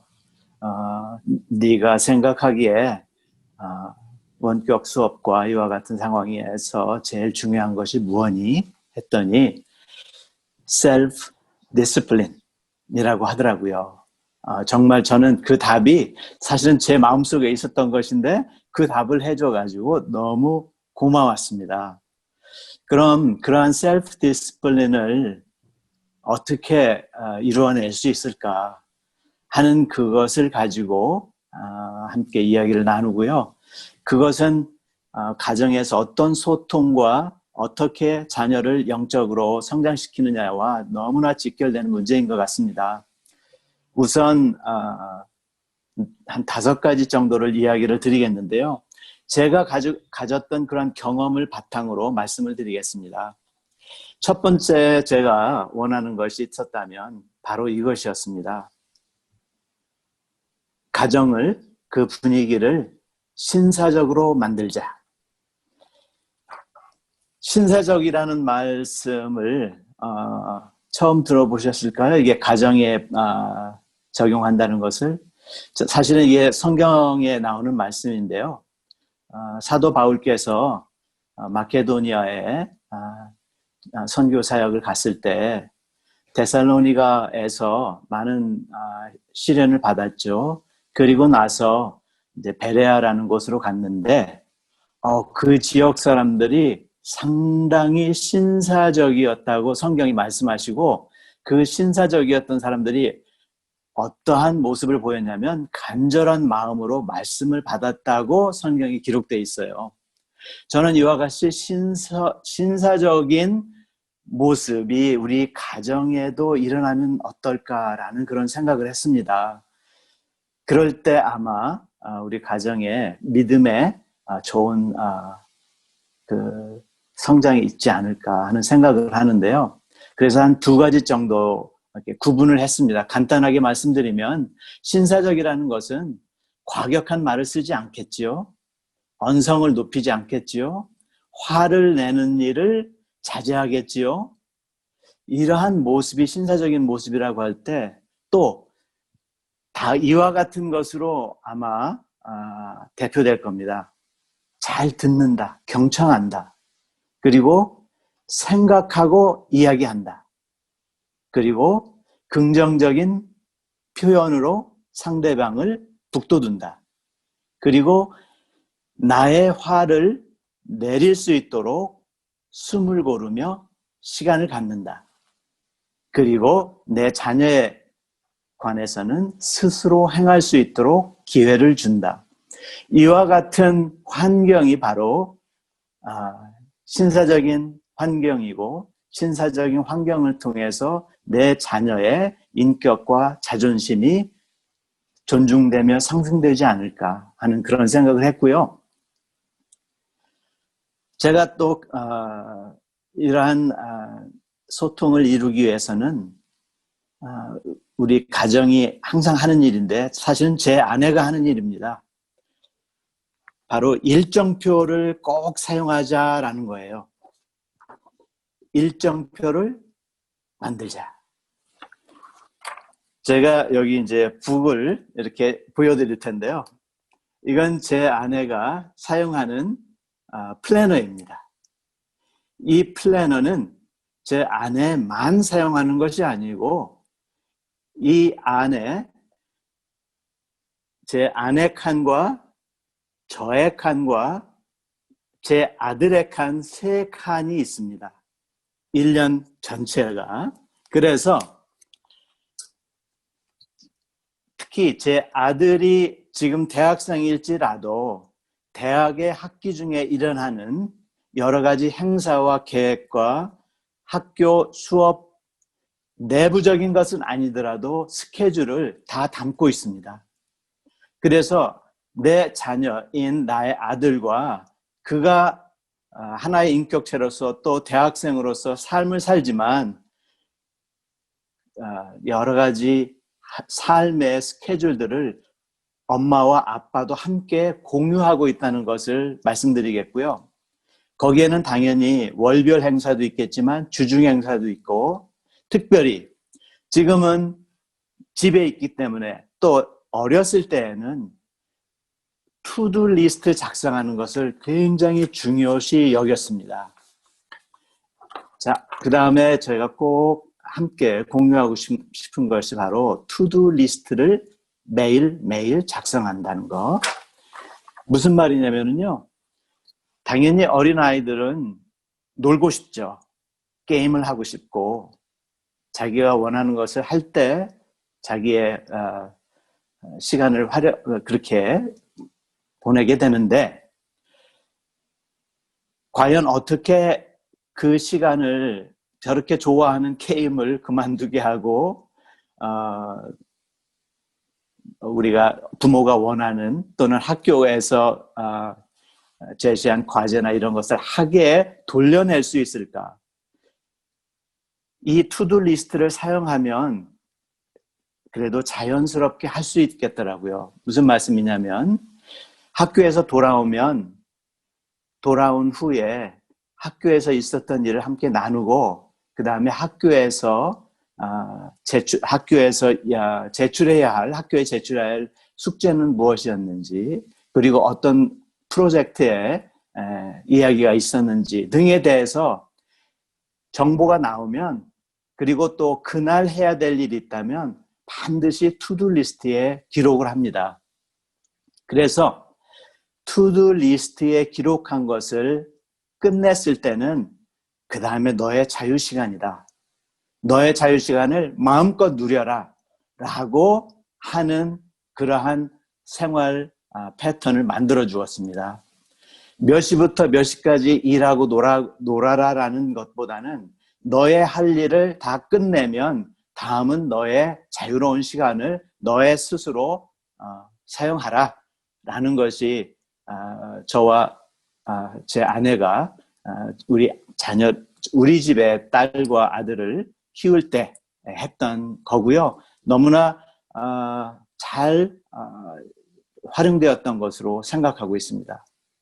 그 다음에 네 번째로 제가 말씀드리고 싶은 건 남편과 아내가 역할을 분담하고 그 분담한 것을 확실히 하며 가정을 꾸리자라는 것입니다. 무슨 말이냐면 잠언에 이런 말씀이 있어요. 아이들아, 아버지의 명령을 지키고 어머니의 법을 버리지 말라. 잠언 6장 20절에 나오는 말씀인데요. 저는 이 말씀에 굉장한 공감을 얻었고 배움을 얻었어요. 무슨 말이냐면 내 집에 법은 엄마가 세워야 된다. 엄마에게는 너무나 자식에 대한 사랑이 많기 때문에 무엇을 해야 되고 무엇을 하지 말아야 될지를 어머니의 머릿속에 이미 다 들어있고 마음속에 다 들어있습니다. 그래서 어머니는 마치 법을 세우는 사람처럼 그 모든 것을 만들어야 되는데 아버지가 하는 역할이 있죠. 아버지의 역할이 있다면 그 어머니가 세운 법을 잘 이루어낼 수 있도록 지켜낼 수 있도록 도와주는 거예요. 그래서 아버지는 최종적이진 않지만 그래도 그 명령을 통해서 아이들이 어머니의 법을 따르도록 하는 것.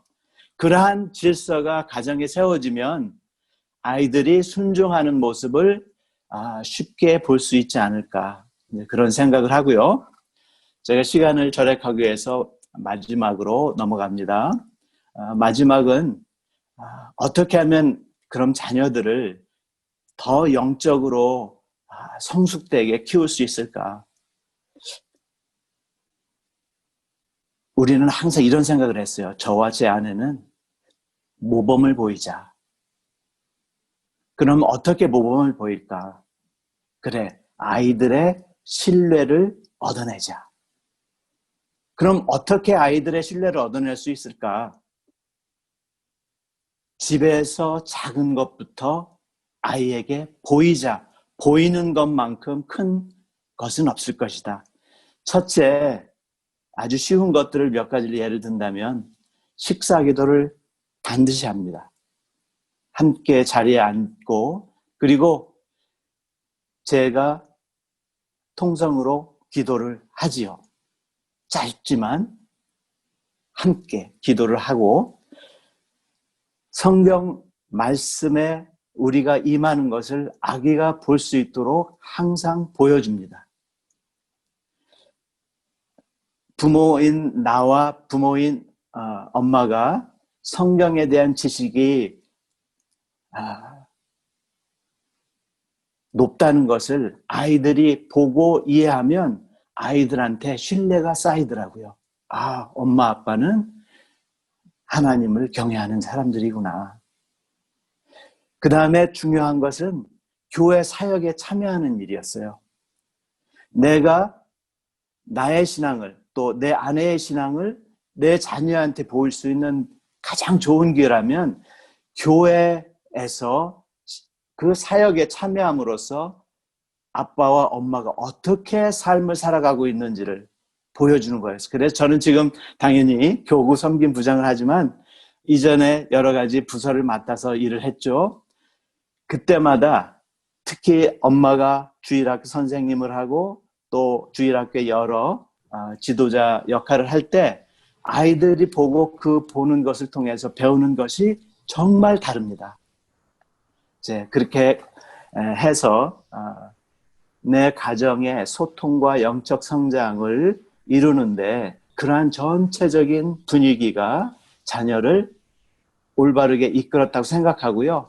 특히 내 아들이 이야기했던 것처럼 셀프 디시플린을 이루어낼 수 있지 않을까. 마지막으로 내 아들한테서 들은 마지막 이야기입니다. 그래서 너는 셀프 디시플린이 어떻게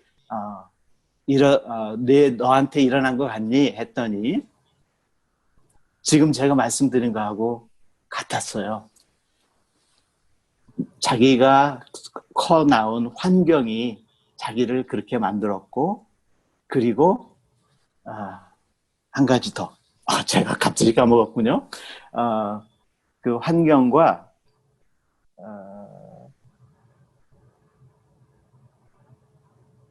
제가 잠시 후에 다시 전해드리겠습니다. 예, 그래서 이와 같은 환경을 통해서 셀프 디스플린을 만들어낼 수 있다. 우리 자녀들에게 그것을 마지막으로 말씀드리고 마치겠습니다. 감사합니다. 예, 실제적으로 자녀 키우시면서 좋은 또 예를 또 저희한테 또 제시를 해주셨습니다. 그 일정을 같이 가족들이 공유하면서 더 관심을 갖고 같이 쉐어하시고 그다음에 셀프 디스플린 할 수 있는 환경을 다 조성하시고 사실은 부모가 잘 살면 아이들이 잘 될 수밖에 없는 그 모습을 또 보여주셨습니다. 마지막으로 네 번째 패널리스트 시간이 이제 많이 지났는데 저희 질문할 시간 패널리스트 끝난 다음에 잠깐 또 질문할 시간을 갖도록 하는데요. 시간이 좀 지났지만 양해를 구합니다. 홍기자 전도사님을 모시겠습니다. 그래서 영아부 담당 전도사님으로서 수년간 지금 선교하고 계시고요. 기독교 교육학 박사 받으시고 지금 기독교 교육의 객원 교수로서도 지금 선교하고 계십니다. 질문은 이제 아이들 좀 전에 강사님께서도 이제 아이들한테 1시간 정도는 괜찮다 이렇게 말씀해 주셨는데요. 그래서 이제 고민이 이 아이들한테 온라인을 어느 정도까지 활용을 허락을 해야 될지, 그다음에 온라인과 미디어를 통한 교육을 아이들과 이제 학부모들께 어떻게 하면 영적으로 유익이 되고 또 무엇을 더 조심을 해야 할지 뭐 그런 점을 좀 여쭙고 싶습니다. 예. 네, 이 질문에 대한 답을 사실은 주 전도사님께서 강의하시면서 대부분 다 지침까지 정확히 다 제시해 주셨어요. 그래서 부모님들이 그 부분을 유익 있게 보시면 잘 활용할 수 있지 않을까라고 하는 생각입니다. 사실 저희들이 그동안 계속 어린아이들에게는 가능한 미디어에서 노출을 시키지 않는 것으로 교육학자들이 계속 얘기해 왔어요. 그런데 이제 시대가 변화가 되었습니다. 코로나로 인해서 이제 온라인의 시대가 그냥 열렸고 어린아이들에게도 이제는 저희가 예배를 드리는 게 그 미디어를 통해서 아이들을 만나야 되는 상황이 되었어요. 그러다 보니까 아이들이 이전에는 엄마가 안 돼, 사용할 수 없어 라고 했던 부분들이 이제는 봐, 예배를 이것으로 드리자라고 하는 것을 제시하게 됨으로 인해서 아이들에게 인식의 변화가 일어났습니다. 그래서 아이들에게 더 이상 이제는 안 되는 것으로만 해서는 이제 이거 가능하지 않은 시대에 저희들이 만나게 된 거죠.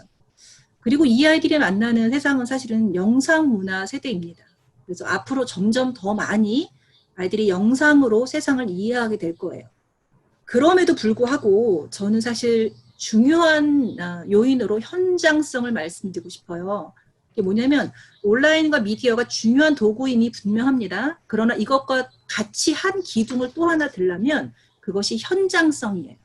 아이들이 실제로 상호작용을 하고 터치를 받는 그것이 같이 가지 않으면 사실 아이들의 이 발달이 굉장히 기형적으로 될 수밖에 없어요. 그래서 특히 아이들이 이제 이런 변화들이 발달 과정 중에 보면 신체가 발달을 해요. 그리고 정서의 발달이 있고요.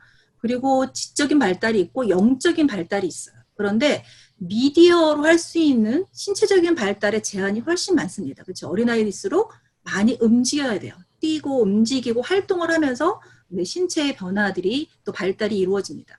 정서도 마찬가지예요. 이렇게 일방적인 화면으로 하는 것으로는 충분한 그 터치와 그 느낌을 가질 수가 없습니다.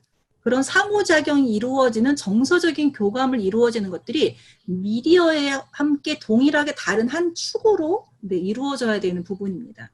그리고 특히 영적인 부분에 있어서도 저희가 미디어가 아주 좋은 도구예요. 요즘 우리 아이들에게 이렇게 만날 수 없는 상황에서 미디어를 통해서 예배할 수 있고 말씀을 들을 수 있고 찬양을 들을 수 있다는 건 정말 큰 혜택입니다. 그럼에도 불구하고 현장성이 중요한데 그것을 교회가 한다라고 생각하기 때문에 우리가 미디어에 의존을 하게 되는 거예요. 그런데 그것이 가정 안에 흩어진 교회로서 가정 안에 부모가 그 현장성을 담당해 주기를 바랍니다. 그러면 아이가 미디어를 통해서 얻는 좋은 소스들과 부모가 가정을 통해서 주어지는 신체적이고 정서적이고 영적인 그 현장에서만 느껴질 수 있는 것들이 함께 갈 수만 있다면 우리 아이들이 이 두 개의 기둥을 다 가지고 다음 세대들, 새로운 세대, 세상을 변혁할 만한 그러한 리더들로 자라갈 수 있을 거라고 생각합니다. 그래서 우리 부모님들이 되게 힘드세요. 아이들 데리고 그 하루가 밥 몇 끼씩 해내고 간식해주고 공부도 해야 되는데 언제 배웠는지 모르는 막 그런 수학도 가르쳐야 되고 하는 일이 너무나 어려우세요. 그러나 이것을 시선을 바꿔보면 하나님이 지금 이 닫혀진 공간 안에 아이들을 저희들에게 완전히 맡겨주신 시간이에요. 너무너무 보석 같은 시간이라고 생각을 해요.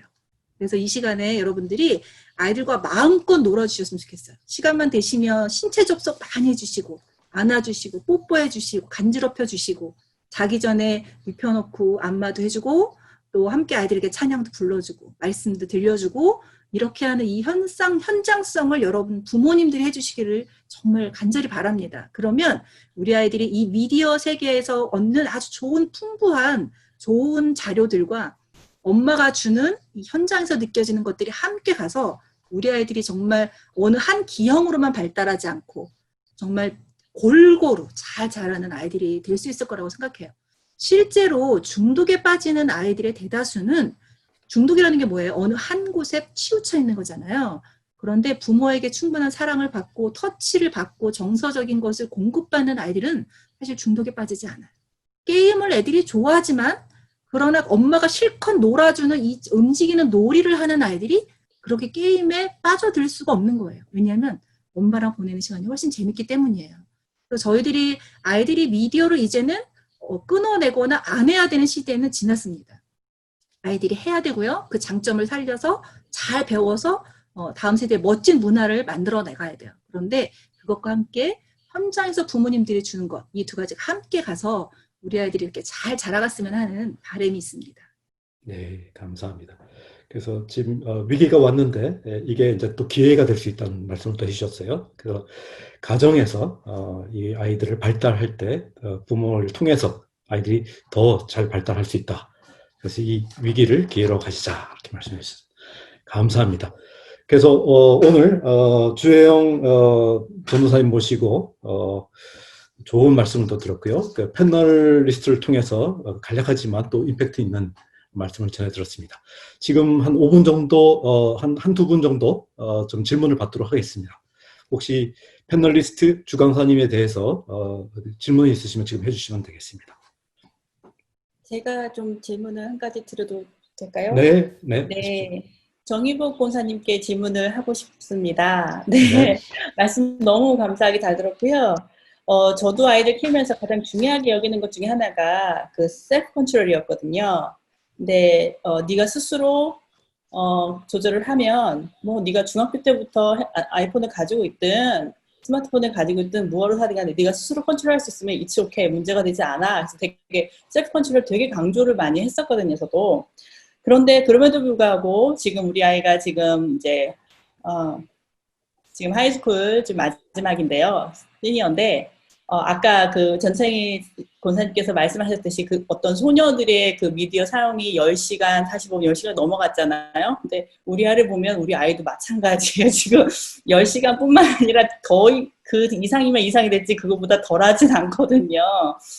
그런데 여전히 이제 저도 스스로 셀프 컨트롤 하기를 원하지만 이제 좀 잘 안 되는 부분 중에 하나인데 아무리 강조해도 아이한테 이렇게 잘 흡수가 안 되는 것 중에 하나인데 아까 말씀하시기를 투두 리스트를 하셨다고 하셨는데 저도 이거는 좀 약간 해보기도 하고 싶기도 하고 많이 했던 경험이긴 한데 궁금한 거는 투두 리스트를 해서 그거를 점검한 이후에 네가 하고 싶은 거 놀고 싶은 거 해라라고 말씀하셨는데 그때 투두 리스트를 하실 때 이 투두리스트 결과물에 대한 점검을 스스로 하게 하셨는지 아니면 부모가 직접 컨트롤 하셔서 체크를 하셨는지 되게 궁금하고요. 그리고 그때 자녀를 키우시면서 이 투두리스트를 하시면서 그렇게 훈련시키실 때가 아이의 처음 시작할 단계가 아이가 연령대가 언제였는지 몇 학년 때였는지 사실 솔직히 저학년일수록 투두리스트를 작성하기 쉽지가 않거든요. 저는 이미 그 시기는 지났지만 여기 다른 분들도 저학년 아이들도 있기 때문에 언제부터 그 투두리스트를 하기 시작하셨는지 그리고 그 투두리스트를 하셨던 체크하셨던 방법들에 대해서 구체적인 방법들을 어떻게 하셨는지가 궁금해서 여쭙고 싶습니다. 소리가 안 들립니다. 소리 안 들립니다. 예.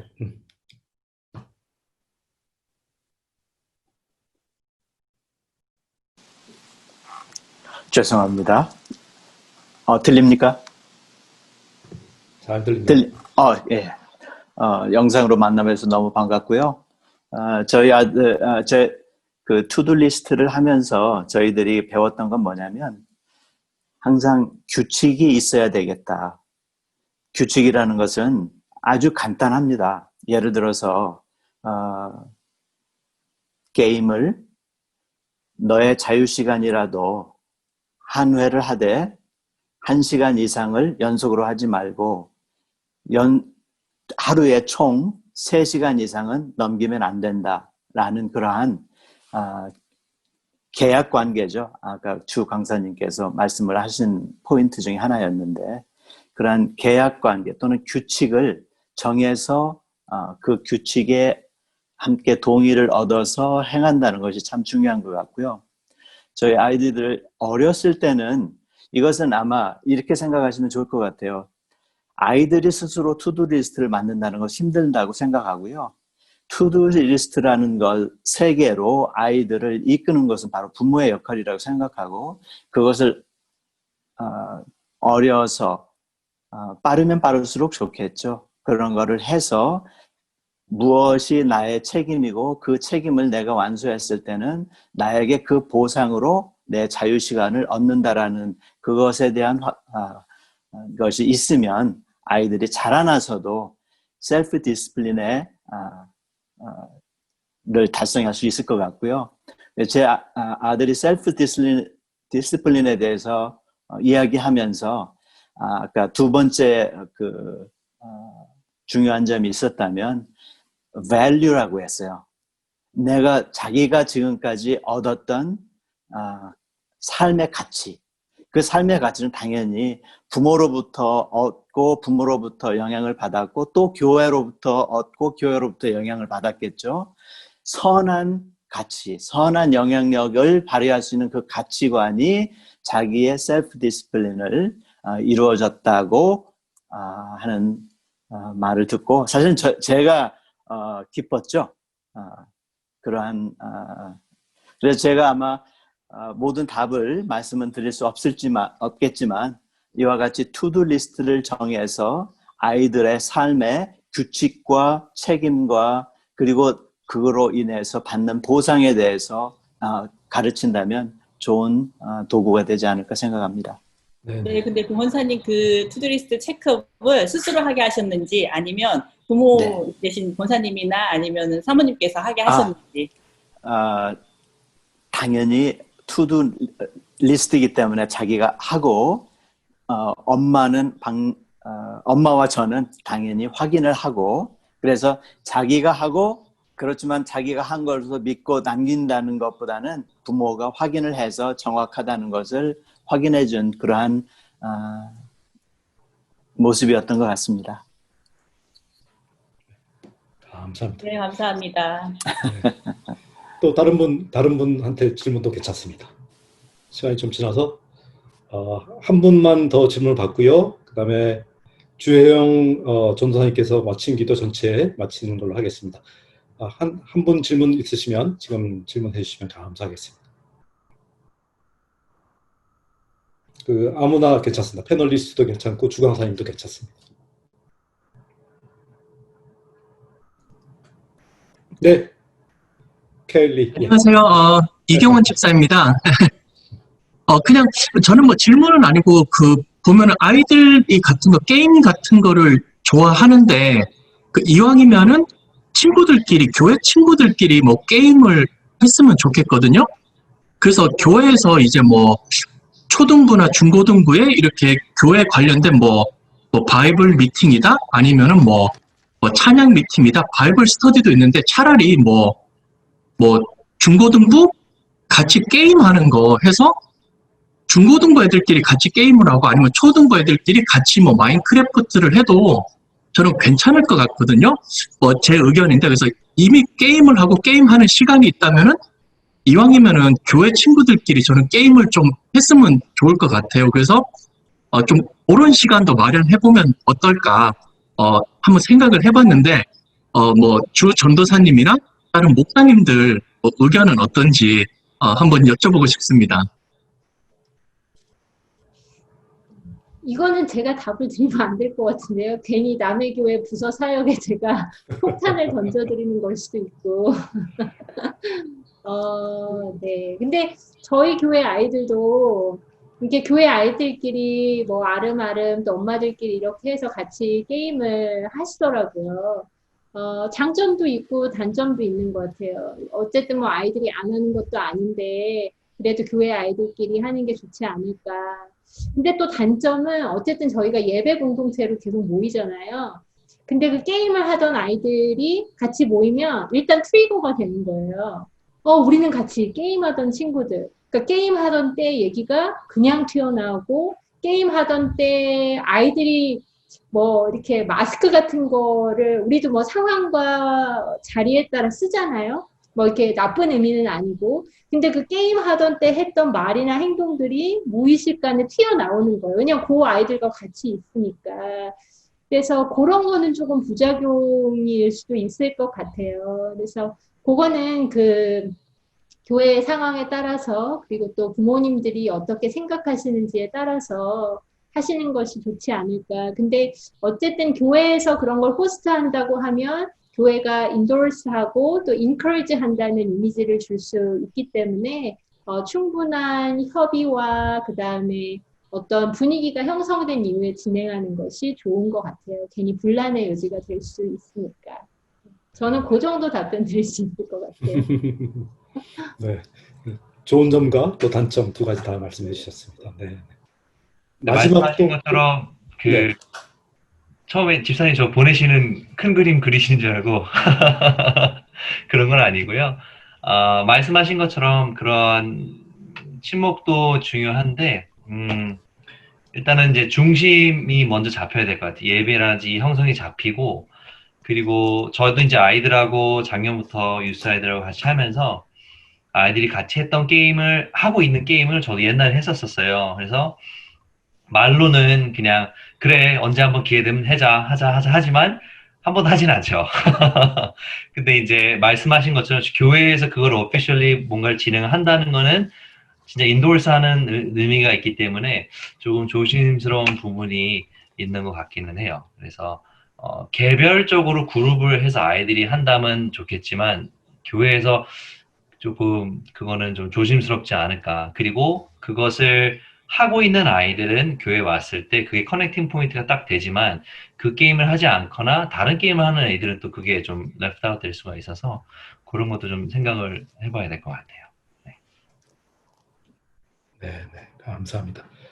혹시 뭐 급하게 질문 또 있을 수 있을까요? 네, 그러면 약속된 시간이 지나서 그래서 오늘 주영 전도사님 모시고 귀한 말씀을 잘 들었습니다. 학부모님 역량이 점점 크게 영향력이 미쳐지는 그런 시대에 저희가 있고요. 읽기, 그 다음에 아이들과의 대화, 그리고 하나님을 의지하게 하는 그런 모습, 그 진심 어린 사랑하는 모습으로 케어하는 것, 이런 것들이 아이들한테 좋은 그 신앙으로 자라날 수 있게 하는 밑거름이 된다. 조금 늦게 가더라도 읽을 수만 있으면 언제든지 따라갈 수 있다. 그래서 우리가 무엇이 더 중요한지를 보고 가자. 이런 말씀을 잘 해주셨던 것 같습니다. 그리고 패널리스트 분들께서 각 분야에서 또 실제 아이들을 양육하면서 좋은 이 말씀을 또 나눠주셔서 너무 감사합니다. 그래서 저희 아이들이 저희들이 했던 것보다 더 뛰어나게 좋은 신앙 교육을 받고 하나님 앞에 더 가까이 가서 정말 이 사회를 우리 교회의 미래를 이끌어 나갈 수 있는 좋은 그 지도자들이 많이 나왔으면 좋겠다는 바람입니다.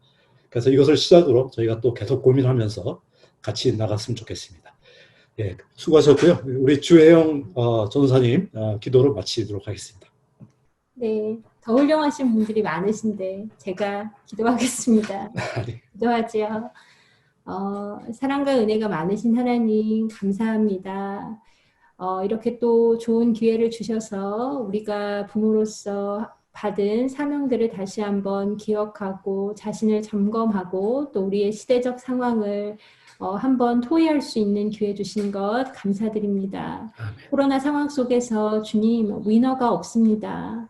모두가 힘들고 또 모두가 어렵고 또 모두가 혼란스러운 가운데 있습니다. 하나님, 우리가 혼란스러운 그때에 우리를 찾아와 주시고 우리를 위로해 주시고 우리에게 하나님의 지혜를 들려주시기를 간구합니다. 우리 아이들과 얼굴 마주하는 그 상황 속에서 하나님 침착한 마음과 또 지혜의 언어와 들을 수 있는 귀들을 허락하여 주셔서 이 시간을 통해 오히려 우리 아이들과의 관계가 회복되고 우리 아이들이 정말 이 시간을 더 영적으로 성장하고 단단해지고 또 지성적으로도 더 성장할 수 있는 그런 기회로 위기가 아니라 기회로 이 시간을 보낼 수 있도록 주님 도와주세요. 오늘 참석하신 모든 부모님들 주님 기억하여 주시고 정말 복 주시고 특별히 그 자녀들을 주님께서 기억하여 주셔서 그들의 길을 하나님이 직접 귀하게 예비하여 주시기를 주님 간구합니다. 다시 한번 귀한 시간 감사합니다, 주님. 너무나 좋으시고 귀하신 우리 예수님의 이름으로 기도드렸습니다. 아멘, 아멘. 감사합니다. 감사합니다. 감사합니다. 수고하셨습니다. 네, 수고하셨습니다. 네.